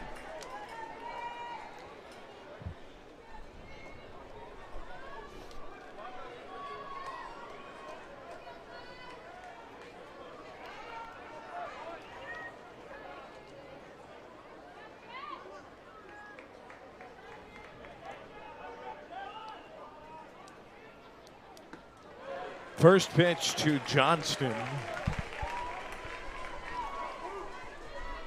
Strike one.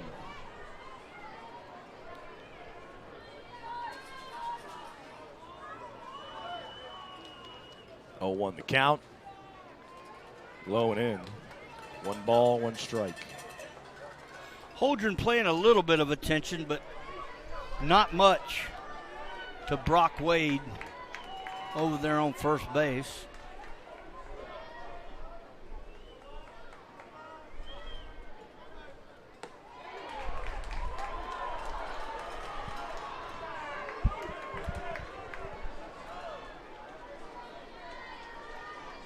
Good eye by Johnston, taking that inside curveball that just missed.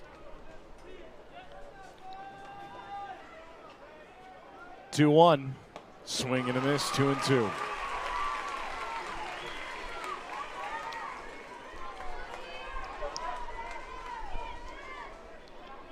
Johnston one for one. Did score a run, did drive in an RBI and walk once.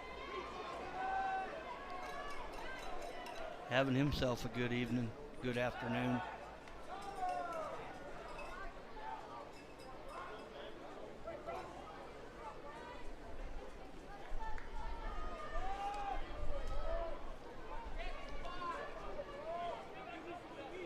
Two balls, 2 strikes, 2 out. Runner at first base.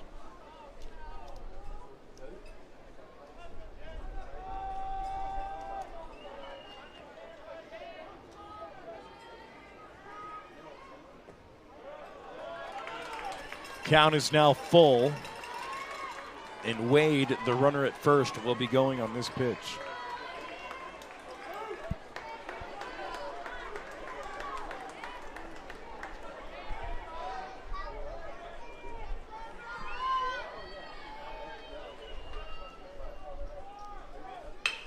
Three-two is in into left field, a base hit. Wade rounding second on his way to third. The throw there, not in time. Now going from first to second is Johnston. There's 2 runners in scoring position with 2 outs.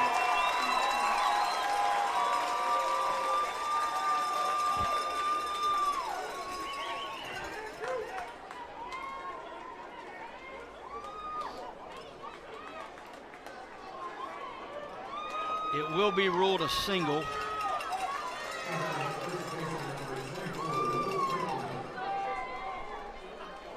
To me, the only error was allowing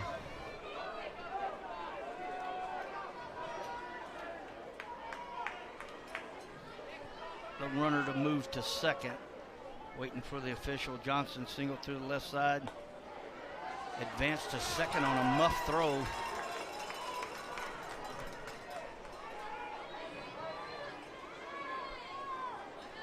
Is the official scoring?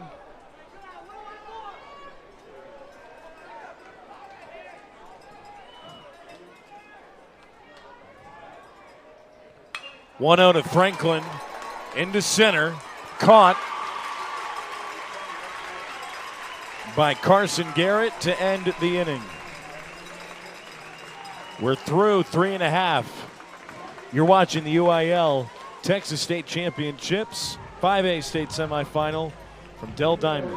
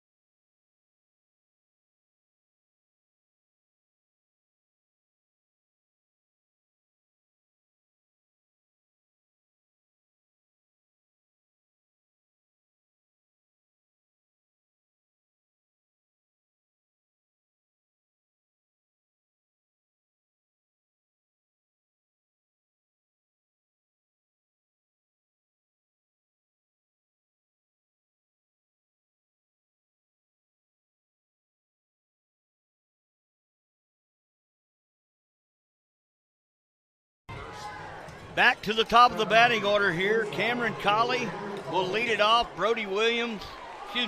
Jace Martinez and Brody Williams in the hole. Cameron Colley is 0 for 2. And Colley is due. He reached it on an E5 in the first, lined out to short in the second. Curlis still on the mound. Go ahead about Colley. Well, Colley's a 445 batter, and right now he's 0 for 2. Like you said, he did reach on an error, but this is not to his standard. Let's see what he can do here to lead off this inning. He grounds it to short. 1 out. What a great stretch at first base from Will Franklin. Good throw from Maynard.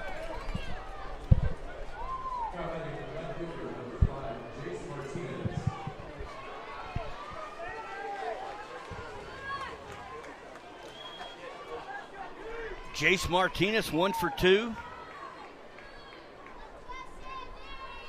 Had a single back in the second. Struck out in the first. He singled and scored in the second inning, struck out in the first. First pitch is a strike. The 0-1. 1 ball, 1 strike.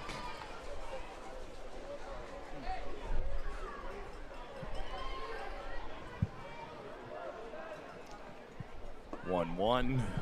This is low and in, 2-1.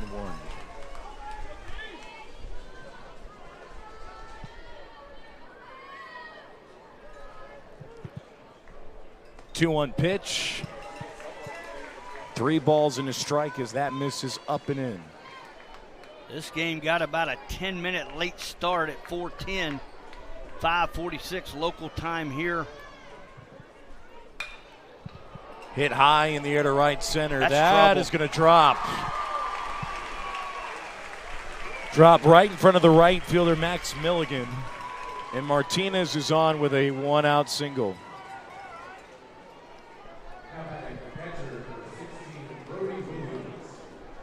And here is Brody Williams.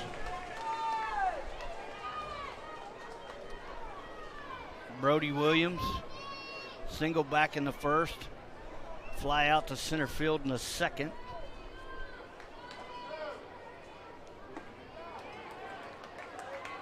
Wow, called strike on the outside corner right there. He singled and scored a run in the first. Then he flew out to center in the second. Low and in. 1 ball and 1 strike.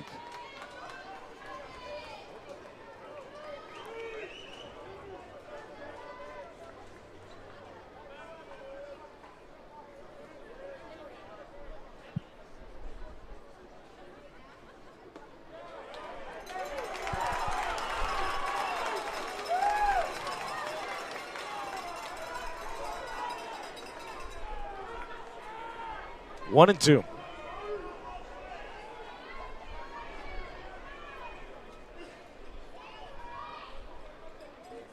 Runner goes. Hit high in the air to left center field. And it's going to be caught for out number 2 by Will Maynard. Down goes Williams. Well, and Will Maynard showed his speed right there. He got back on that ball and made that look like an easy out, even though that ball was hit pretty well. Breeze is kind of blowing from center field, kind of in right field. It's kind of a weird wind. Blowing right to left. Swirling out there as you watch the flags. First pitch to Larinaga is taken for a ball.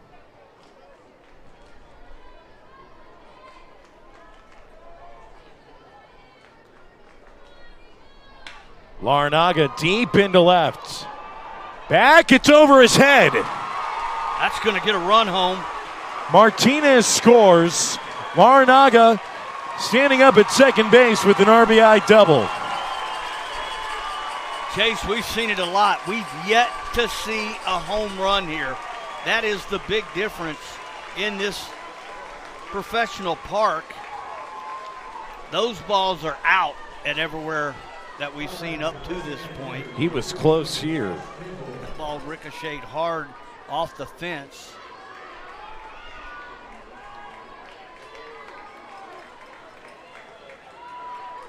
Seven to 6, 2 outs. Josh Campbell will step in here. 0 for 2 for the day.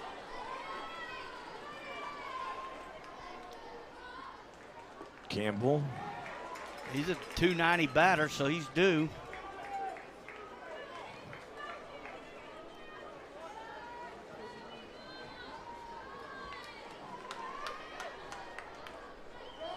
One ball and no strikes. 1-0 pitch. Ground ball to second. And the inning is over. But now before Barbers Hill gets one more run as we go to the fifth. 7 to 6 Amarillo. You're watching the UIL State Tournament 5A State Semifinal on the NFHS Network.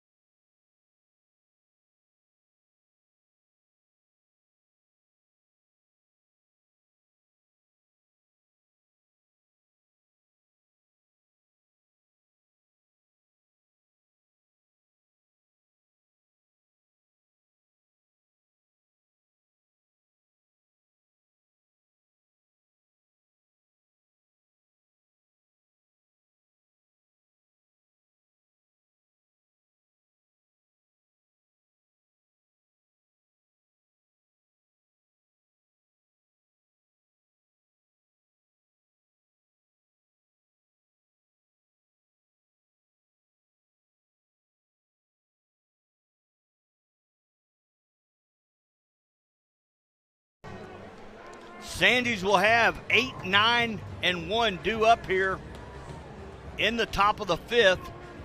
Will Maynard, Nate Hawes, and Jake Maynard. Jake Maynard having himself a heck of a day. 2 for 3. First things first, Will Maynard will lead off. Barbers Hill will stay with the Holdren on the mound. It's the top of the fifth. I never thought we'd get here. After that wild first inning, it took about 45 minutes in real time.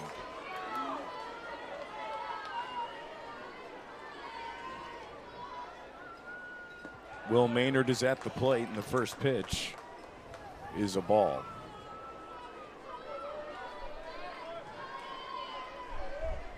Maynard walked in the fourth and scored a run. 1 ball and 1 strike.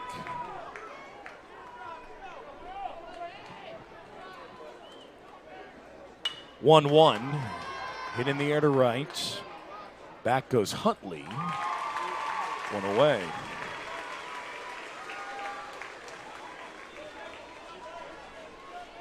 Three pitch first out for the Eagles there. And that brings up Nate Hawes.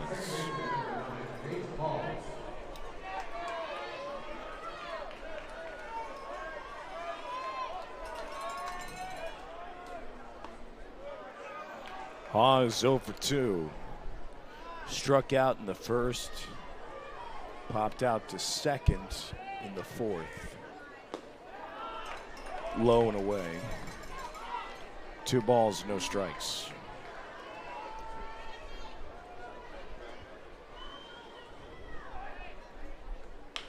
2-0, chopped foul, and it's 2-1.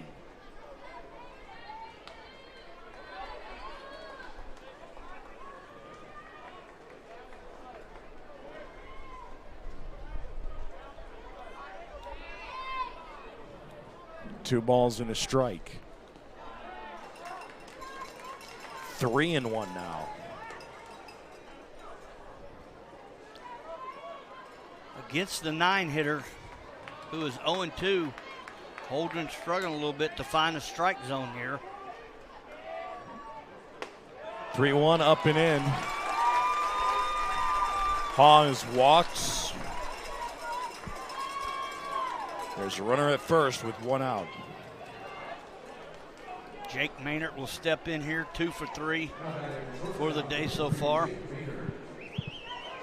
Had a single back in the first and scored. Struck out in the second. Had a triple with 3 RBIs back in the third. First pitch to Maynard. Taken for a ball up and in.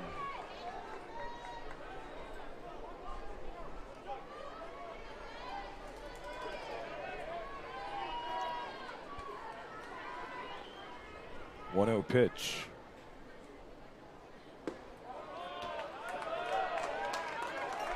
Two balls, no strikes. Well, we talk about it all the time. When you fall behind in the count against a good hitter, you know what he's going to want is some form of a strike down the middle of the plate to turn the barrel of the bat on. 2 balls and a strike. Holdren with a really good pitch right there. A little surprised Maynard wasn't turning on that one.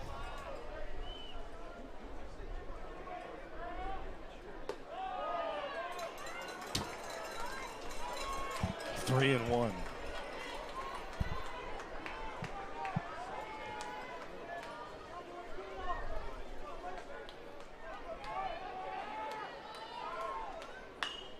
Popped up. Cauley wants it and has it. 2 outs here in the top of the 5th.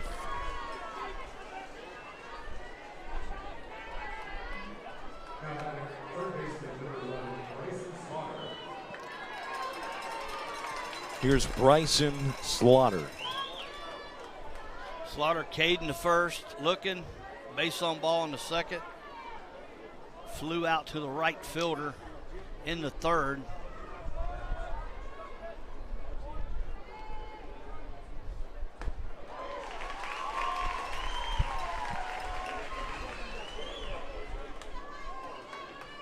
Oh, and 1 the count on Maynard.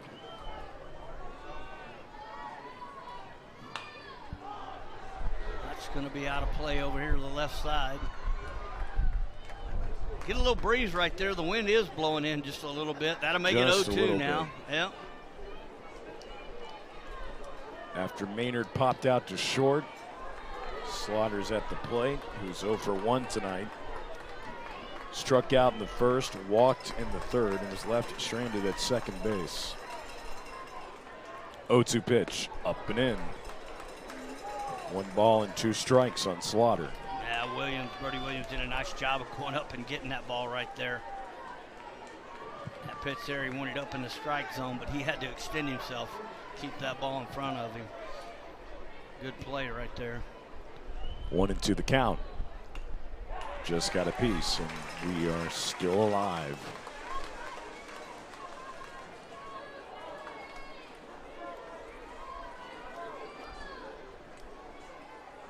Hawes over there on first base.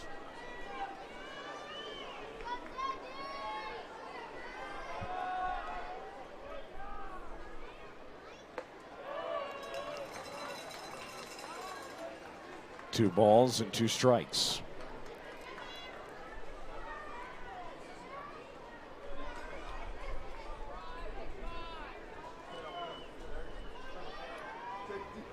Two, swing and a miss. Williams throws down to first to complete the strikeout. Slaughter is retired. Inning is over. We're through 4.5. You're watching UIL State Baseball. 5A State Semifinal. We'll be back in just a minute.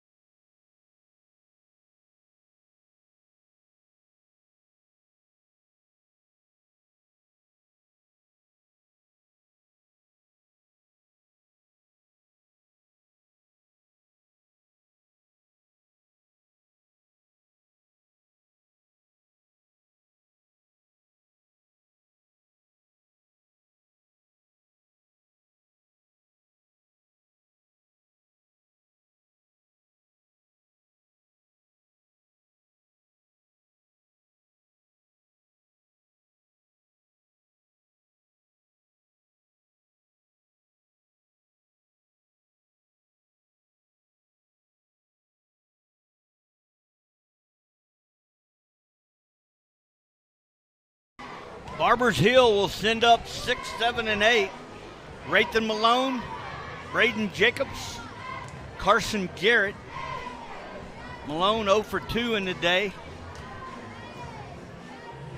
Carlos still on the mound, holding on to a 1-run lead here as we go to the bottom of the 5th.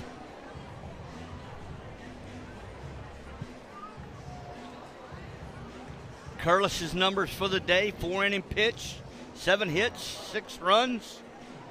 Only 2 of them earned. 1 base on ball, 2 Ks, and has given up a double. And this is the 23rd batter he will have faced. Not quite sure what's going on here. Looks like one of the umpires may have, looked like the head umpire may have needed a little H2O. Don't we all? It's hot down there. It is hot.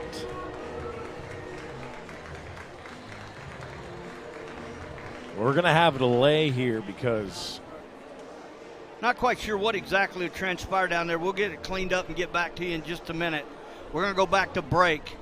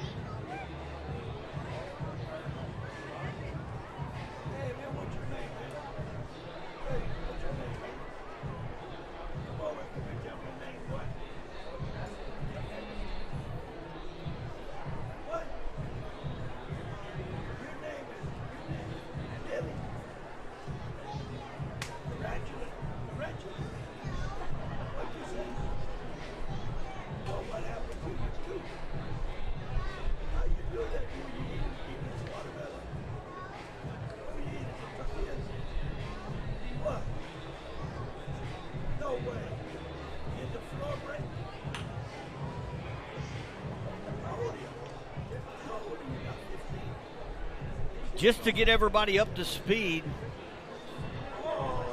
one of the umpires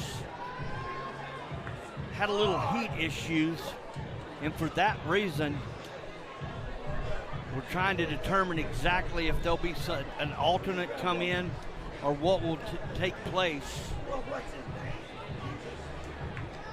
So as soon as we get the word, we will let you know. But right now we are currently on a break here. Bottom of the fifth coming up. Barbers Hill will be due up to bat here, and we'll be back in as soon as action resumes. We'll keep you live here where you can see what we're looking at.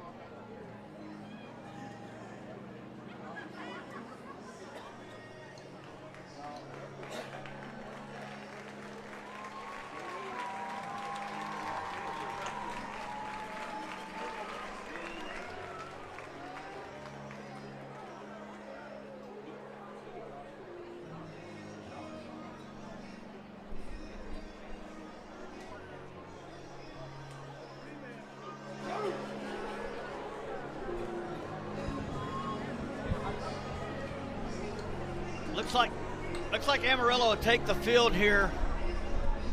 Possibly going to go down to a three-man crew here.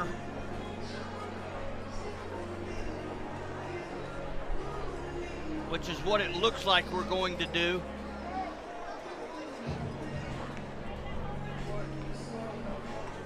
I'll wait for the UIL to tell me who moves behind home plate here.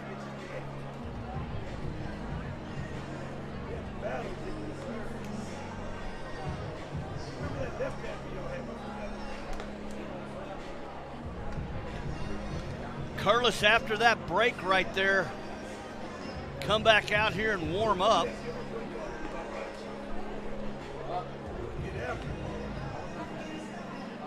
Just to catch everybody back up, Carlos threw 4 innings, has given up 7 hits, 6 runs, but only 2 of those earned. 2 base on balls, has 2 Ks and given up 1 double. He's faced 23 batters.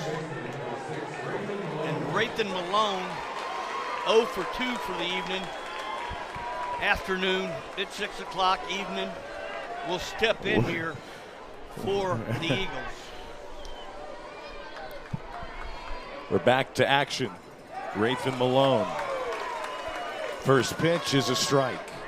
Well, and I talked about it, Chase. We've had a tight strike zone up to this.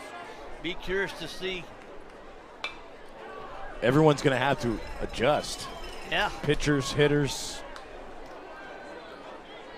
Malone falls down quickly. Yeah, broadcasters, everybody falls down quickly here, 0-2. 0-2 pitch. Back up the middle. Backhanded, thrown to first in time. Good play by Nate Hawes. Well, and honestly, Chase, that's what you expect to see in 5A semifinal baseball. Haas did a phenomenal job of drifting over there, just almost behind second base, fields it cleanly and throws a strike to first to get Malone out.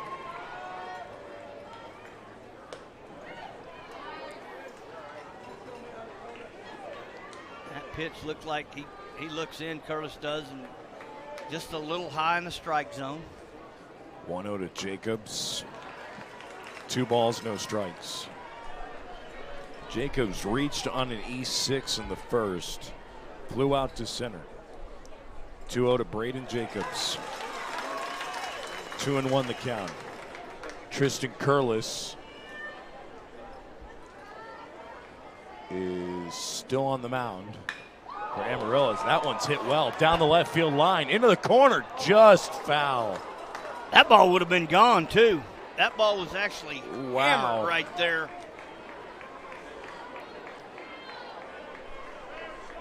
He just missed it, and it's a long strike.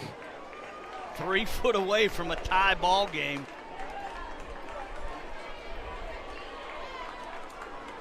Braden Jacobs, like you said, he just missed it.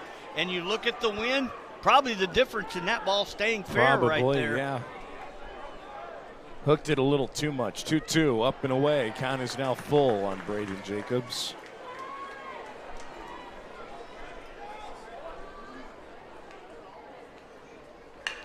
Ground ball to short, backhanded by Maynard. Throw to first in time. What a play by Jake Maynard. What a stretch by Will Franklin. 2 outs. Haas with the really nice play to start out, getting the first out. Maynard says, I can do what you can do. Good job of shifting over there, fielding it cleanly and firing a strike. And like you said, Chase, he's got to give his first baseman big kudos right there of stretching out and making that play for him. Man, he threw that from the grass. As Carson Garrett now comes up to the plate.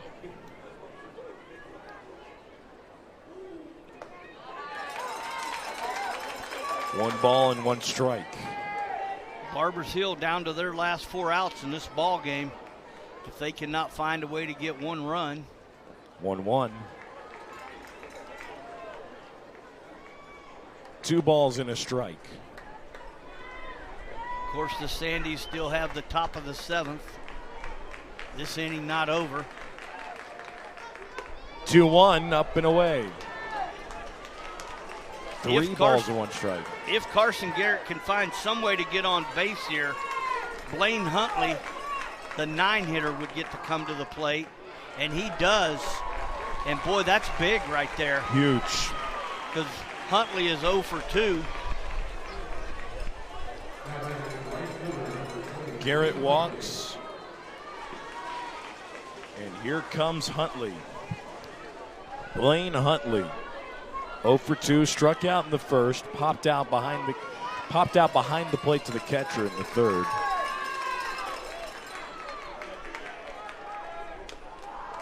Quick snap throw over to first to take a look at Garrett. Well, let's say barring a pickoff play, we're going back to the top of the order. Cameron Colley on deck for the Eagles. Hits him. Yep, so we are going back to the top of the order.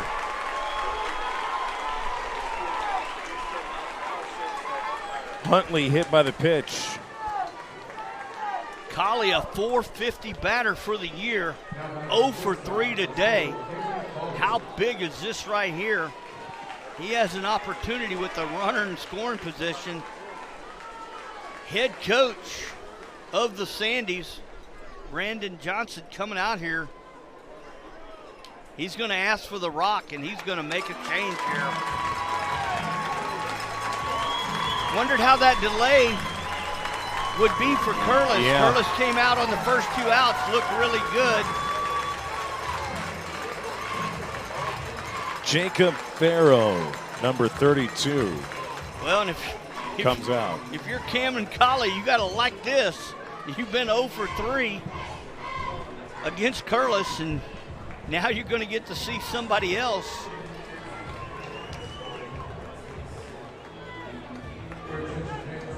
We'll stay here so you can watch some action. The delay was due to head umpire needing a little of assistance. We now are down to a 3-man crew. Did they tell you who the... They did not.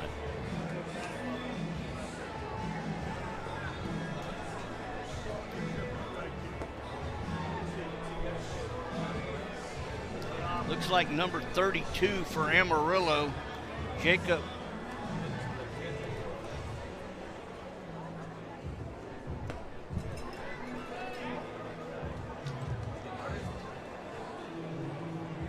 Jacob Farrow. Gonna let Chase make sure he gets that last name right there.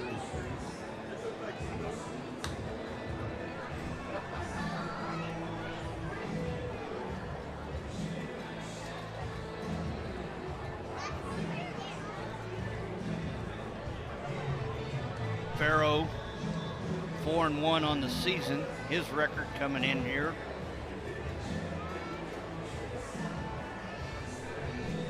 Pretty good at the plate too, averaging 429. Curlis is going to go over to first base. They need his bat in that order.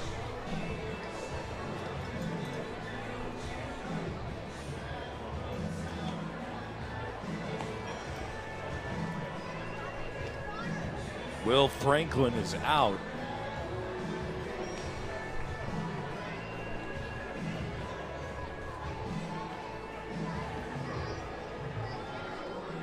Waiting for the rest of the official.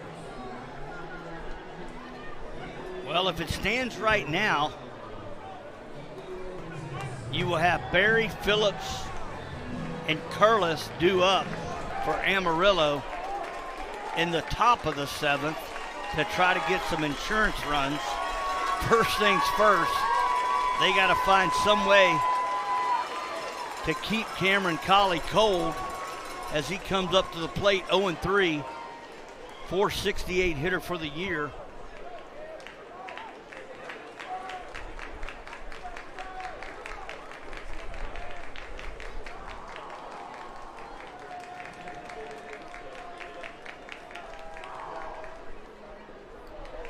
Ball 1 to Colley.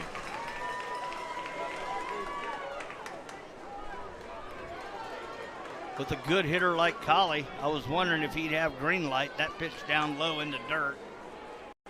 Did not chase it.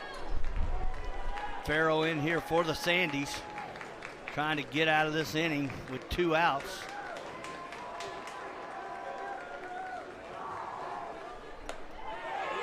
One ball, 1 strike.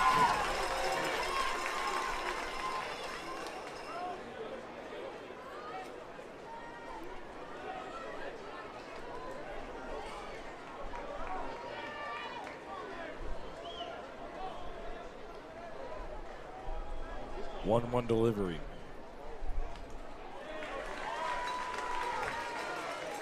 Good job right there keeping that ball in front of him. That's a second pitch that's got down in the dirt. Phillips has done a nice job of keeping the runners from moving up 90 feet and both being in scoring position.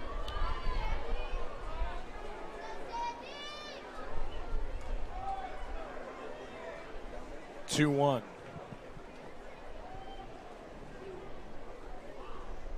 Swing and a miss. 2-2 the count now on Cameron Colley.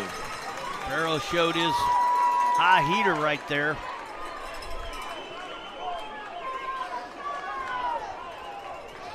Man, oh man, it doesn't get any bigger than this, regardless of which side you're on. 2-2 count for Farrow on the mound. 2-2 count for Colley at the plate.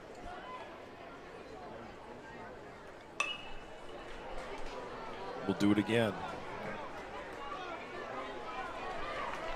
Curlis's numbers: 4 2/3, 7 hits, 6 runs, 2 earned, 2 base on balls, 2 Ks, 20 face batters he faced, gave up 1 double, had 8 flyouts and 4 groundouts, and that will be his final numbers for the day. Farrow in here trying to get the 3rd out.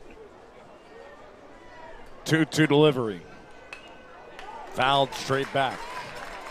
Collie says, I'm seeing it a little different. Fouls off 2 pitches here to stay alive at 2-2. I apologize. This is the top of the 7th. We're still in the bottom of the 5th. I just looked up at the board. You wish it was the top of the 7th. It says 6:22, and we started this ball game at about 4:05, 4:08. So Collie here steps back in. Farrell's taking his time here. Looks like he's got what he wants.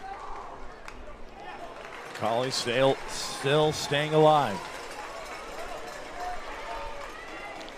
That's Collie's 3rd foul off to stay alive at this at bat with 2 outs and 2 strikes.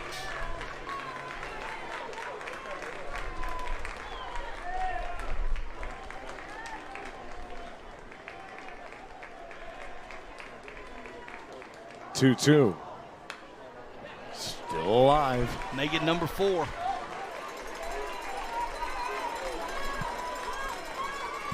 Hadn't seen a breaking ball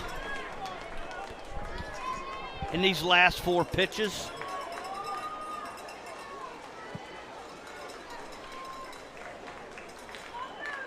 Collie back in here, 2-2 the count.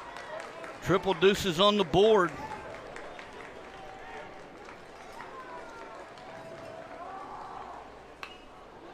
Man, oh man. Make it number 5, and there was the breaking ball. How about this showdown?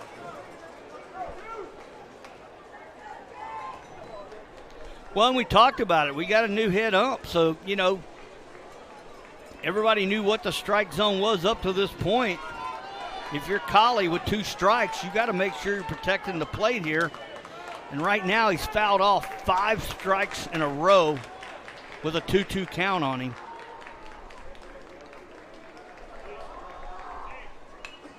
Make it 6.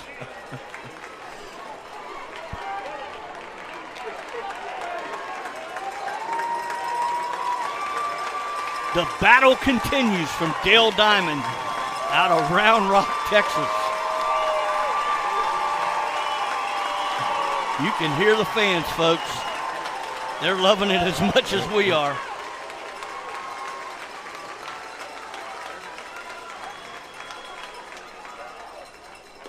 Ball 3. Count is now full, and the runners will be going on this pitch. Well, and that changes things.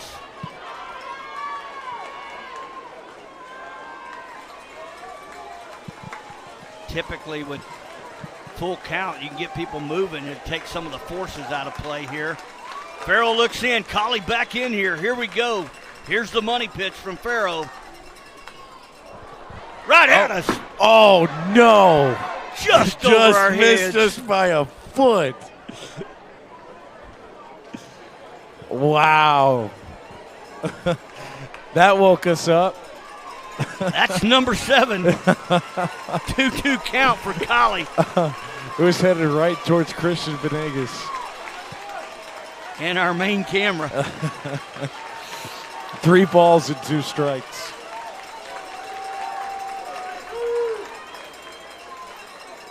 Ball 4 outside. The bases are loaded. What an at-bat from Cameron Cawley.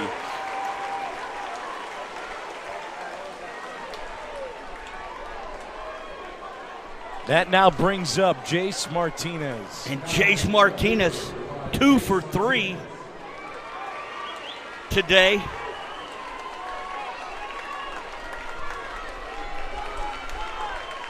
Martinez's last 2 times up in the 2nd and in the 4th have had singles. That pitch high right there for ball 1 from Farrow. Martinez did strike out way back in the 1st, but his last 2 at bats, he's managed to get a single. Single right here would guarantee you get you 2 runs home. 1-0 to Martinez, strike 1. Well, that's what I talked about right there. Good job by Phillips of coming out and talking with his pitcher, Farrow. That pitch was on the inside there, called strike.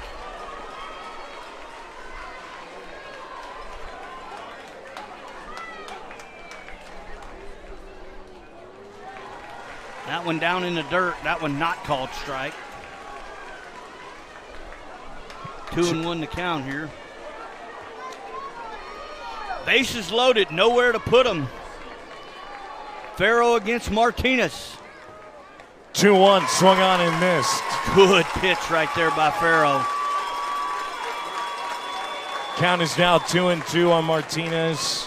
Said this earlier before 5 pitches were fouled off by Colley. Deuces wild across the board. 2 balls, 2 strikes, 2 outs. Farrell comes to the plate. That's right to first. And the inning is over. Farrow gets out of the jam. And he is stoked down there going into the dugout. Barbers Hill leaves, bases loaded. We will go to the top of the 6th. Sandy's due up to bat. You're watching 5A UIL State Baseball Playoffs.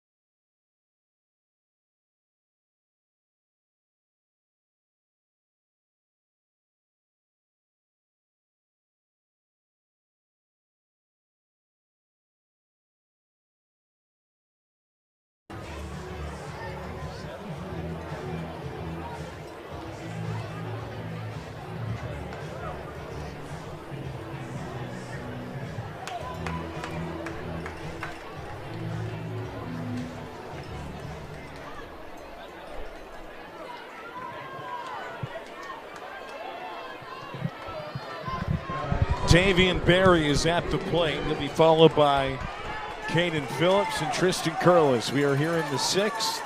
Chase Snyder alongside Burt Brocker. Holdren is back on the mound, and the first pitch is a strike.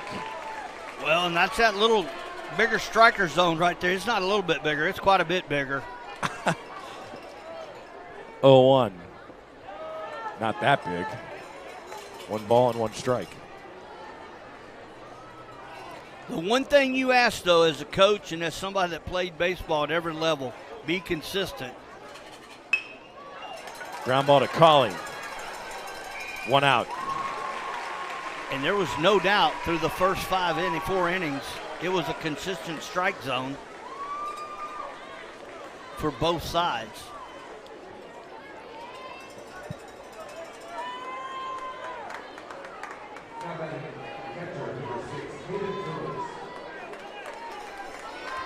Here is Kanan Phillips.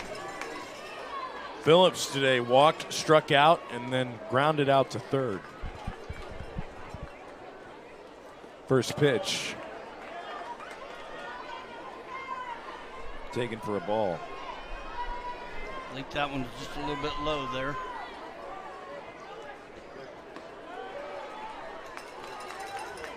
They're just now starting the 4A state championship. That's also on the NFHS network at Dish Falk Field. Russ taking on Pleasant Grove. 2 balls and a strike. Jesse Wolf has no idea that we're still in this one right now. 2 balls and a strike. Jesse Wolf, production engineer over there at that game. Jared Robinson on the call with Coach. Rusk upset number 1, number 2 Sinton yesterday. 3-1. Been in. Ball 4. I wasn't sure. I don't think the batter was sure. Phillips was like, is that ball 4? Okay. He'll take it and walk on over to first base and then come out of the game.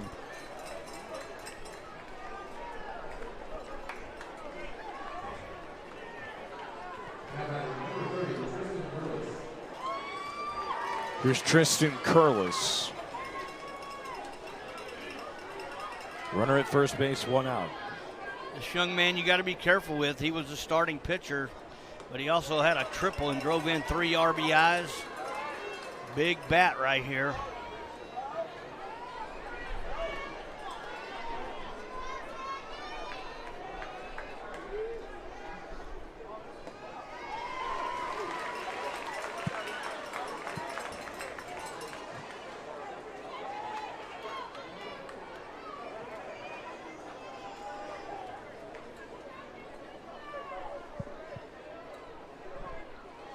One hit high in the air to right center field by Curlis. 2 outs. Garrett with a nice break right there from center field, getting over there, making the out, and more importantly, getting the ball back in quickly. That's now going to bring up Jet Johnston. Johnston's 2 for 2 today. Had a single in the first, made it to third, got stranded there, base on ball in the third. Had a single in the fourth and got stranded at first.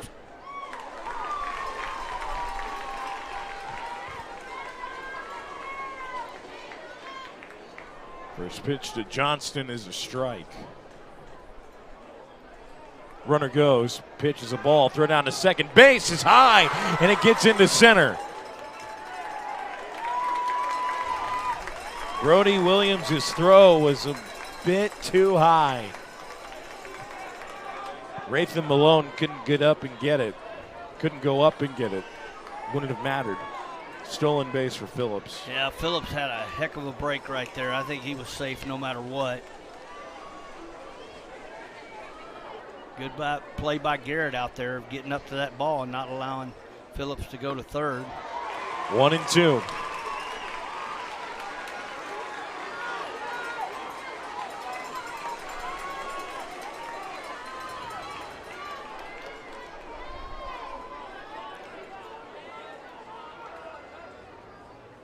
One-two pitch, blocked in the dirt by Williams.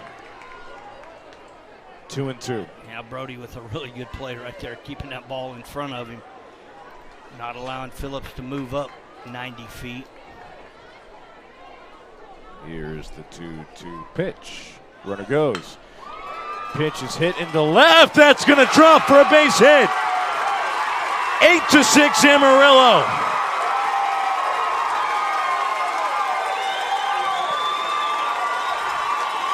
Well, it looked like the hit and run was on that right there, but it did not matter. Johnston now 3 for 3. What a day he is having. Jet Johnston with an RBI single. He scored a run. He's had 3 hits. He's had 2 ribbies now.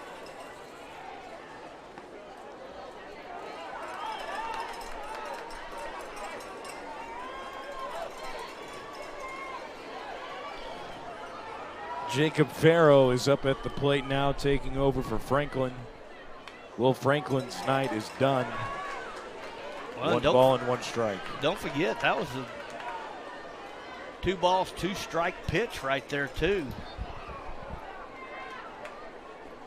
Dropped right in front of Martinez and left. 1-1 pitch. 2-1.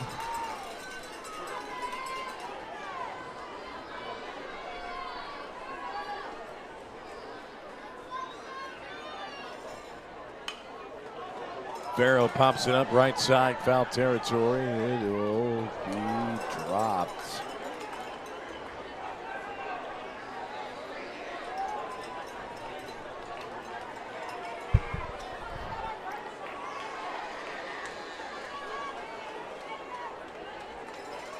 Farrow's a .429 hitter, so you want to leave the bat in his hands here.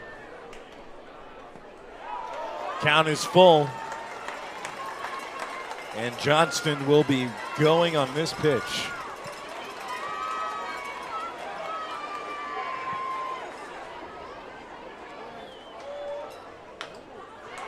Farrow, slow roller. Barehanded, fired to first by Holdren, and the inning is over. It's a heck of a play. Yes, it was. Sandy's get one more run. It's now 8-6. We will go to the bottom of the sixth. Barbers Hill up.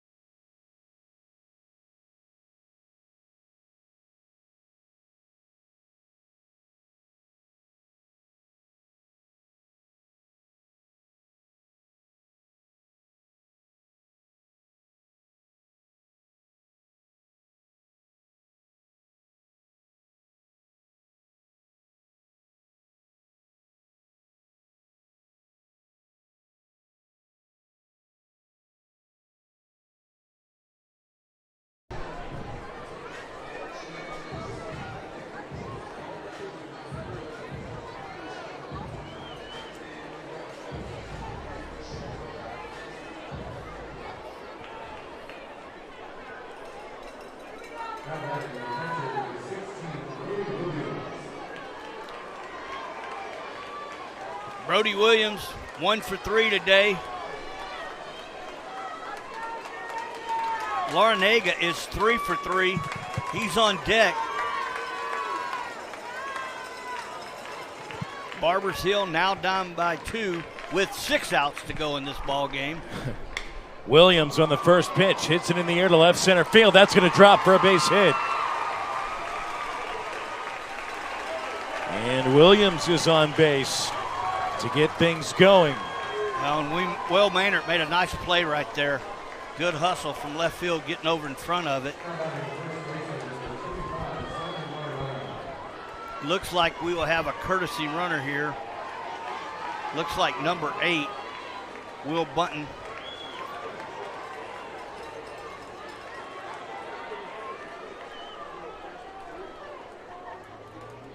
Here's Larinaga.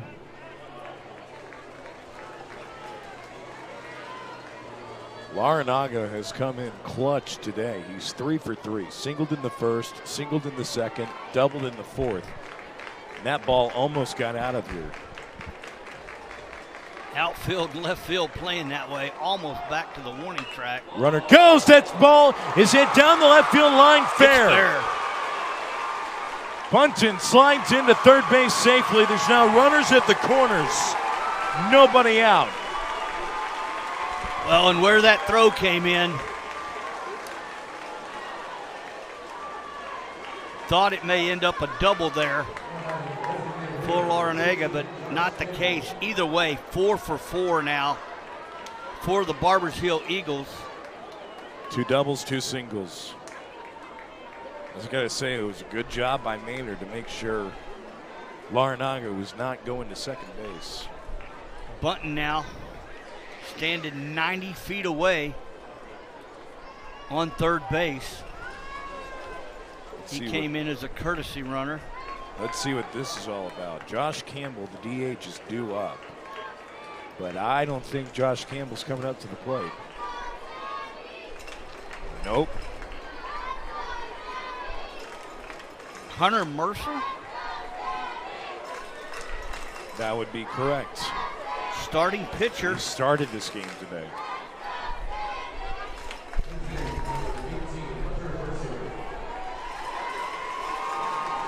How about that, huh? Well, I mean, again, you know, you need 2 runs. Mercer, a 209 batter.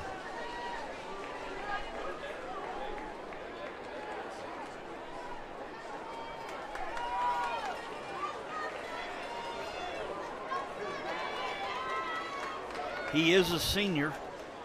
Coach Denny's made his decision. Runner's at the corner. He's going. Larnaga goes. Throw down to second base. Gets into center. Bunton's going to score. 1-run game. Well, and that's going to be a throwing error on Phillips. E2. That is the 5th error today on Amarillo.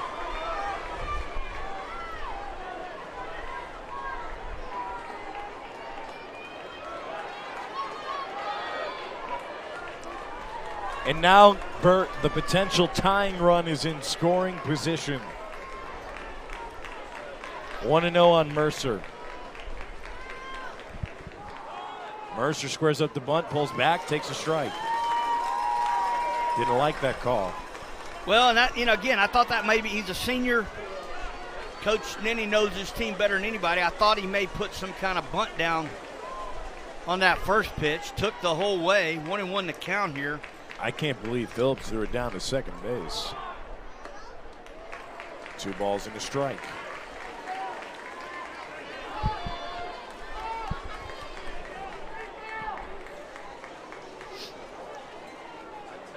I could be wrong, but it looks like Mercer is going to do everything within his power. They're going to intentionally walk him. Wow.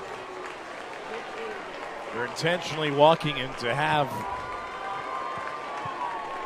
the double play ball in play. Yep.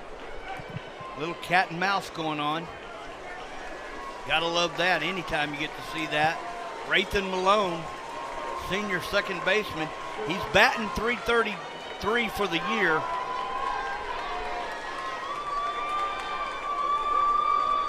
He's 0 for 3 up till this point. Gotta believe he's due right here. Malone gets down the bunt. It rolls to third, and the bases are loaded. That ball rolled so far, and it was held up by Bryson Slaughter from going into left field, and the bases are loaded.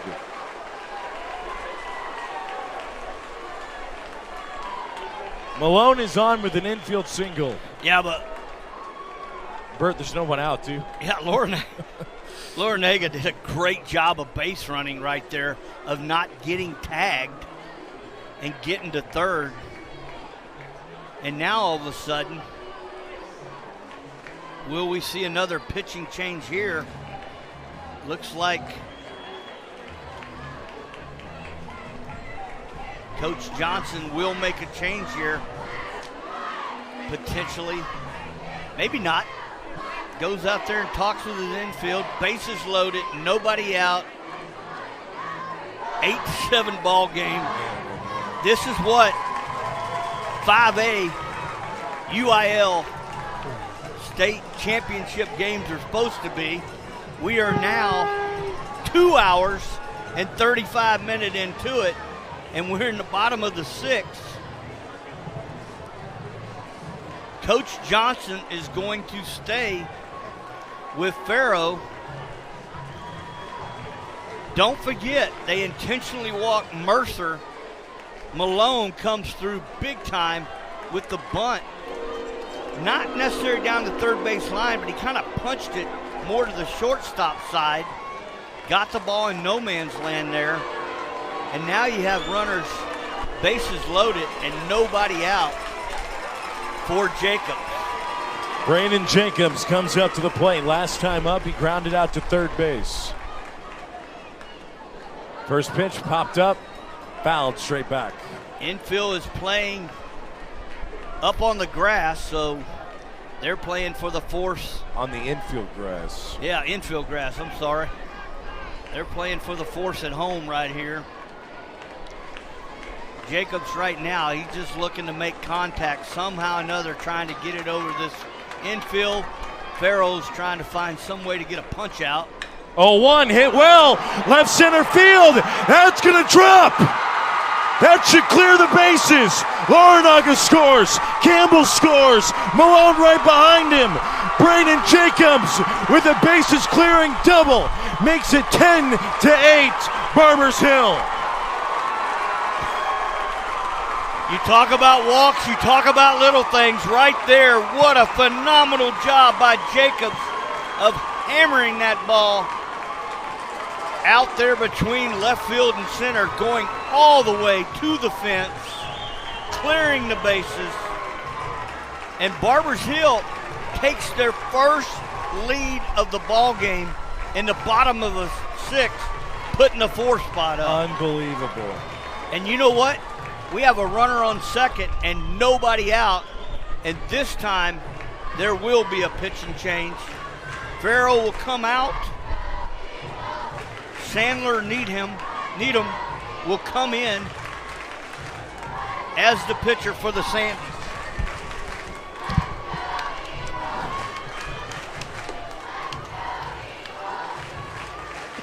We'll be back in 1 minute. We'll let him warm up.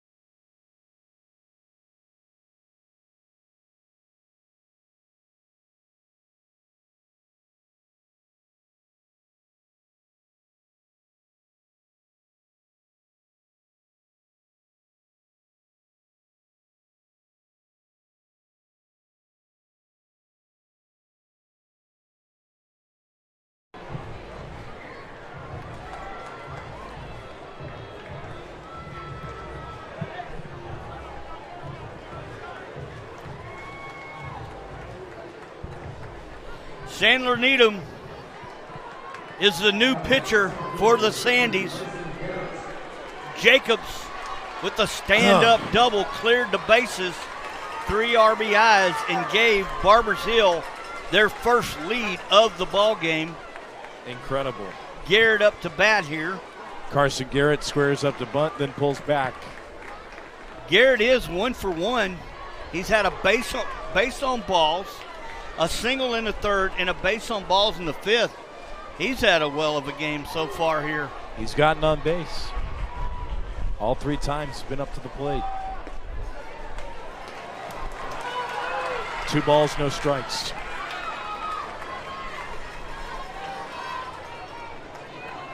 Well, they play the game here for a reason, Dale Diamond. There are a lot of folks starting to pile in.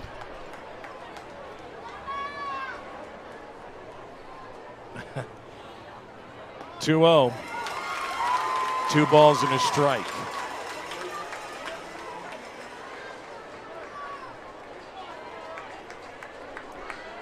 Howesville will take on Leander Roush in the next 5A game to see who will face the winner of this game. That's it into left center field. That's going to get in the gap chase. Jacobs is going to score. Garrett rounding second, thinking for 3. And he's going to get 3. It's an RBI triple, and it's 11-8 Barbers Hill.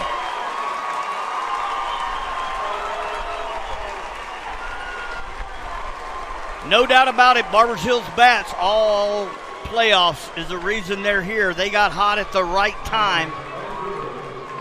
They swept the number 1 or number 2 team in the nation, Friendswood, and that's Nation, Max Preps. Fell behind in this one early, have battled their way back here, but in the bottom of the 6th have put a 5 spot up to take 11-8 lead. Game far from over, we know that. Whether they win or lose this, what an athletic year it has been for Barbers Hill High School. Yeah, their young ladies won the 5A softball state championship last week. Coach Aaron Fuller and company doing a phenomenal job. Superintendent Poole there. Got to be super proud of what Barbers Hill's done with all their athletic programs and academic programs for that matter. Up and away, 2 balls.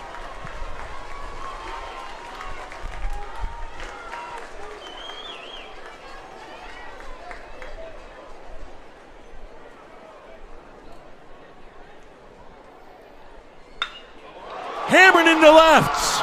At the wall. It's off the wall. He's going to turn for 3.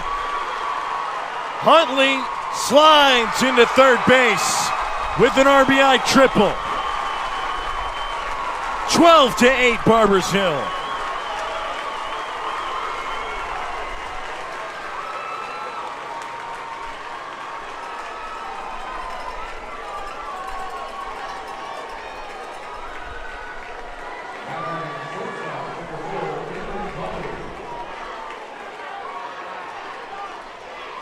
We'll have another trip to the mound here by Coach Johnson. There's still nobody out.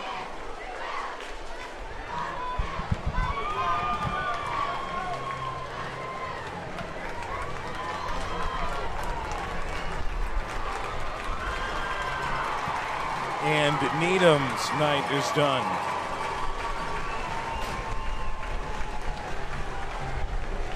Jet Johnston is now coming on to pitch.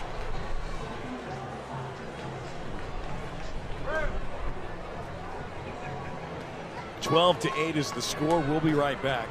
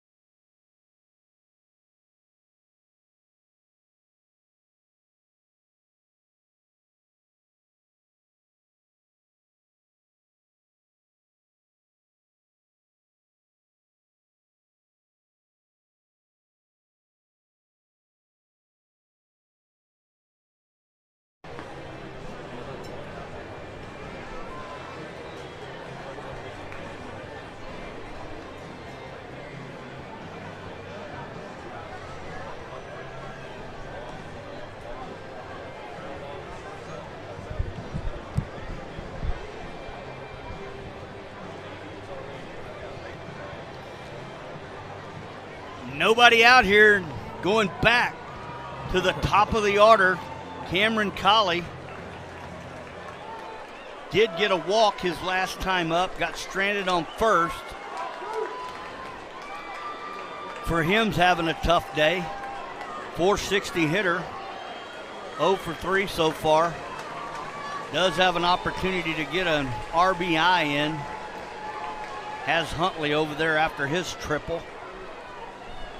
Standing on third, 90 feet away.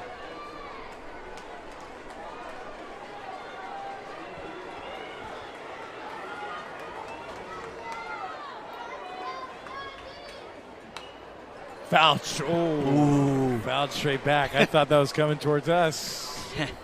Cameron Venegas, our lead cameraman. That ball right Cameron there. Venegas? Yeah, that's like Chad's. Chaz Snyder. It's been a long game. Bart Brocker.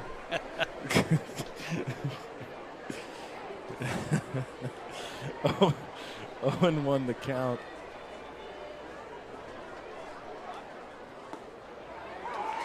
Oh, strike 2 on Colley.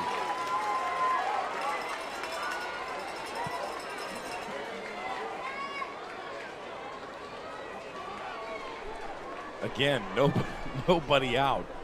6 runs have been scored in this inning. This is the 3rd pitcher this inning. 1 ball and 2 strikes.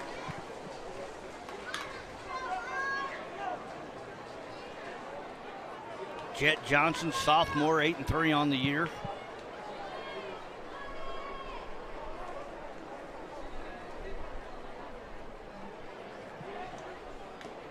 One, two. Colley just got a piece. Still alive.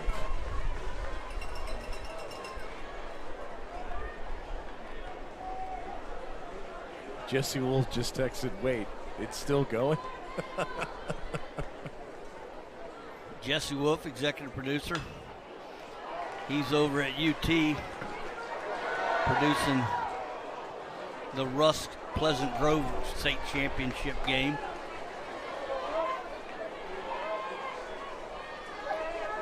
Jared Robinson and coach on the call over there. Of course, you can watch that game after the conclusion of this one. 1-2 pitch. Grounded to third. Colley is tagged out. Oh, he was almost safe. The throw from Slaughter took Curlis, I beg your pardon. Took Curlis off of the bag. But Curlis got the tag. 1 out. And here is Jace Martinez. That's the first out of the inning. We've now gone through the entire lineup as Martinez comes up, and the first pitch is low and inside for a ball. Martinez 2 for 4 on the day. Single in the second, single in the fourth. Good job right there by Phillips of keeping that ball in front of him, not allowing Huntley from third to score on a pass ball or a wild pitch.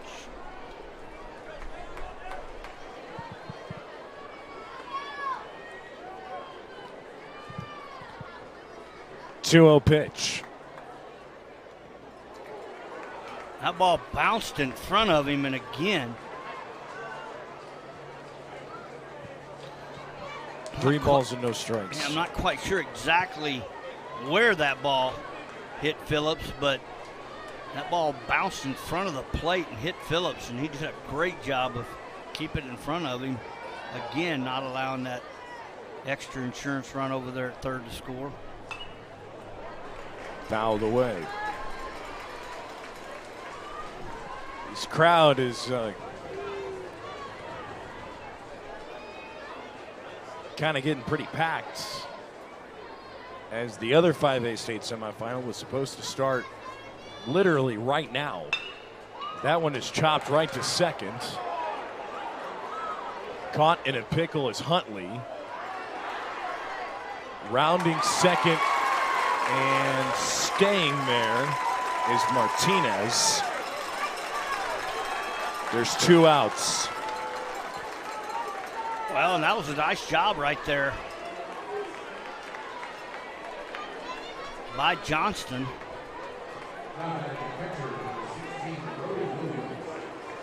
Here's the catcher, Brody Williams. Brody Williams singled in the first, singled in the sixth, scored in the sixth. Had 2 flyouts to center and left field. First pitch is blocked in the dirt, but Martinez is going to take off for third base as they're rolled away from Phillips. 1-0 the count. Phillips chest protector getting a little work here. No doubt about it. That's the third pitch that's bounced up there and hit him.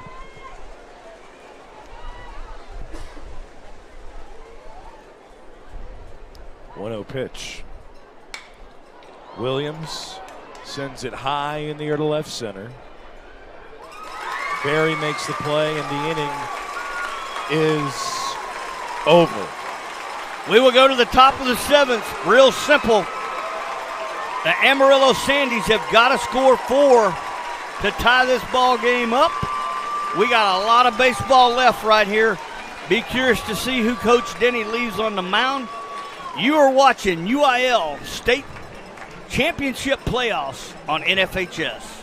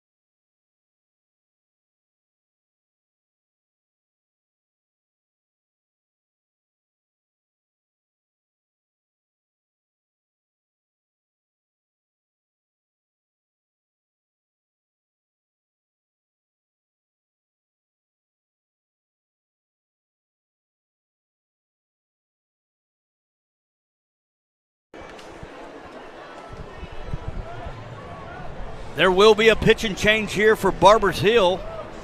Number 6, Rathan Malone, senior pitcher, will come in here. Malone 2-0 in the season, and right now he has an opportunity to pick up his biggest win, in my opinion, of the season. I would say so.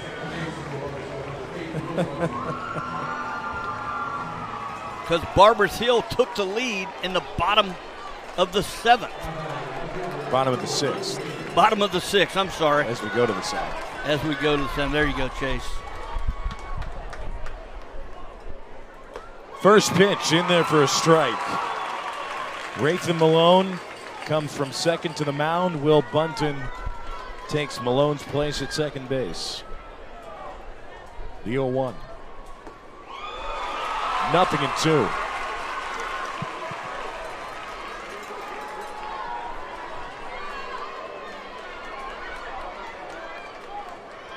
Will Maynard, 0-2 count against him here.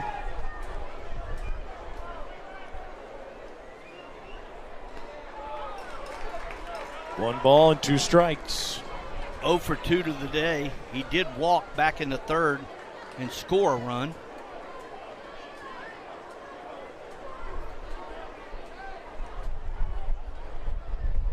Swing and a miss.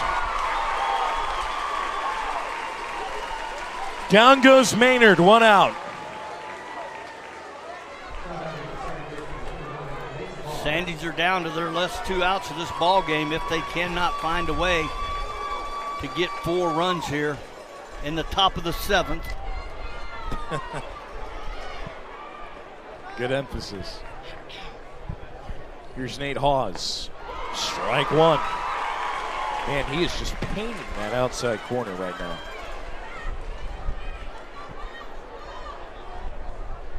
The 0-1 delivery. Strike 2. That ball had good movement on it right there. Yes, it did. Looks like Coach Johnson's going to walk in here, have a chat with Hawes. I mean, you got to be saying the same thing. There is a little bit of a different strike zone, different umpire. It's always going to be that way. Been that way, you know, for eternity. Everybody gives a little bit of the outside, a little bit of the inside, a little bit of the high pitch, a little bit of the low pitch. And either way right now, count 0-2. You're down by 4. You got to find some way defensive swing here to stay alive and put the ball in play. 0-2 pitch. Swing and a miss. 2 down. Barbers Hill 1 out away.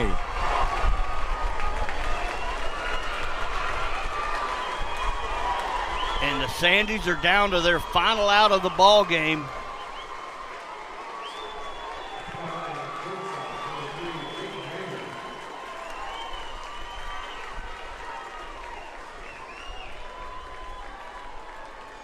Jake Maynard, 2 for 4 in the game so far.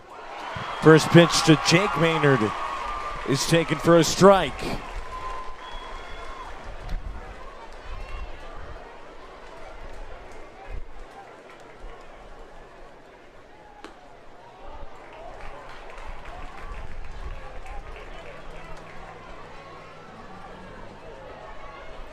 1 ball and 1 strike.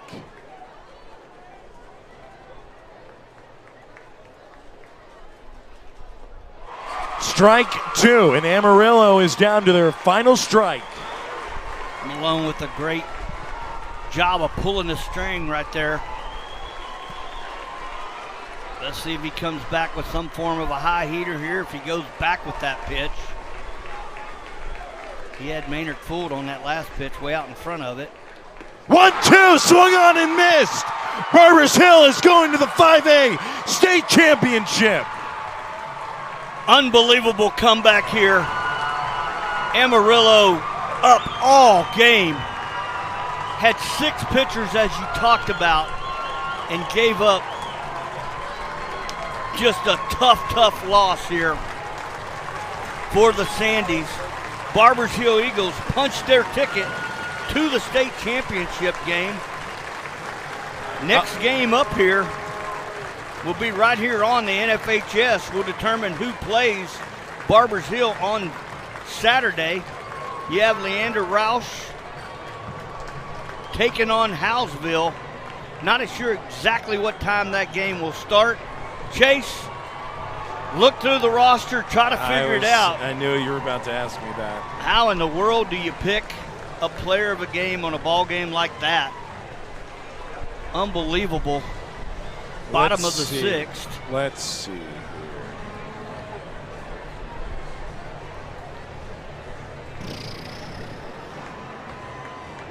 I'm looking. You know what? I think I'm going to have to go with Braden Jacobs. The one that broke this game open. They were down by 2. And then they were down by 1, as a matter of fact. Then a base clearing triple made it 10-8. So what do you think? I'm going to go with Braden Jacobs. I agree totally. And, after that, they never really looked back. And, nope. Coach Denny, Barbers Hill Eagles now have an opportunity to be the 5A state champion in the great state of Texas, not only in softball last week, but baseball right here. Let's go. And has not been done in a classification over 1A since Aledo in 2014. You know how good that athletic program is. Absolutely. DeHanis did it in 2019. Well, that'll do it for us on the NFHS Network. I want to thank my color commentator, Bert Brocker, executive producer, Dre Matula, main cameraman, Christian Venegas, third base cameraman, Todd James,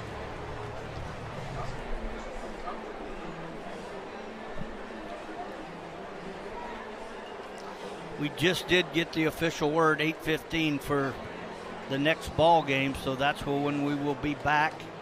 Naturally, that was slotted for a 7 o'clock start, so hour and 15 minutes behind, but that's when the ball game will begin. Hope you enjoyed it, folks. What a ball game. Barbers Hill Eagle punched their ticket to the state championship to either face Roush or Howesville on Saturday. Thank you for joining us. I'm Chase Snyder, signing off from Dell Diamond in Round Rock, Texas.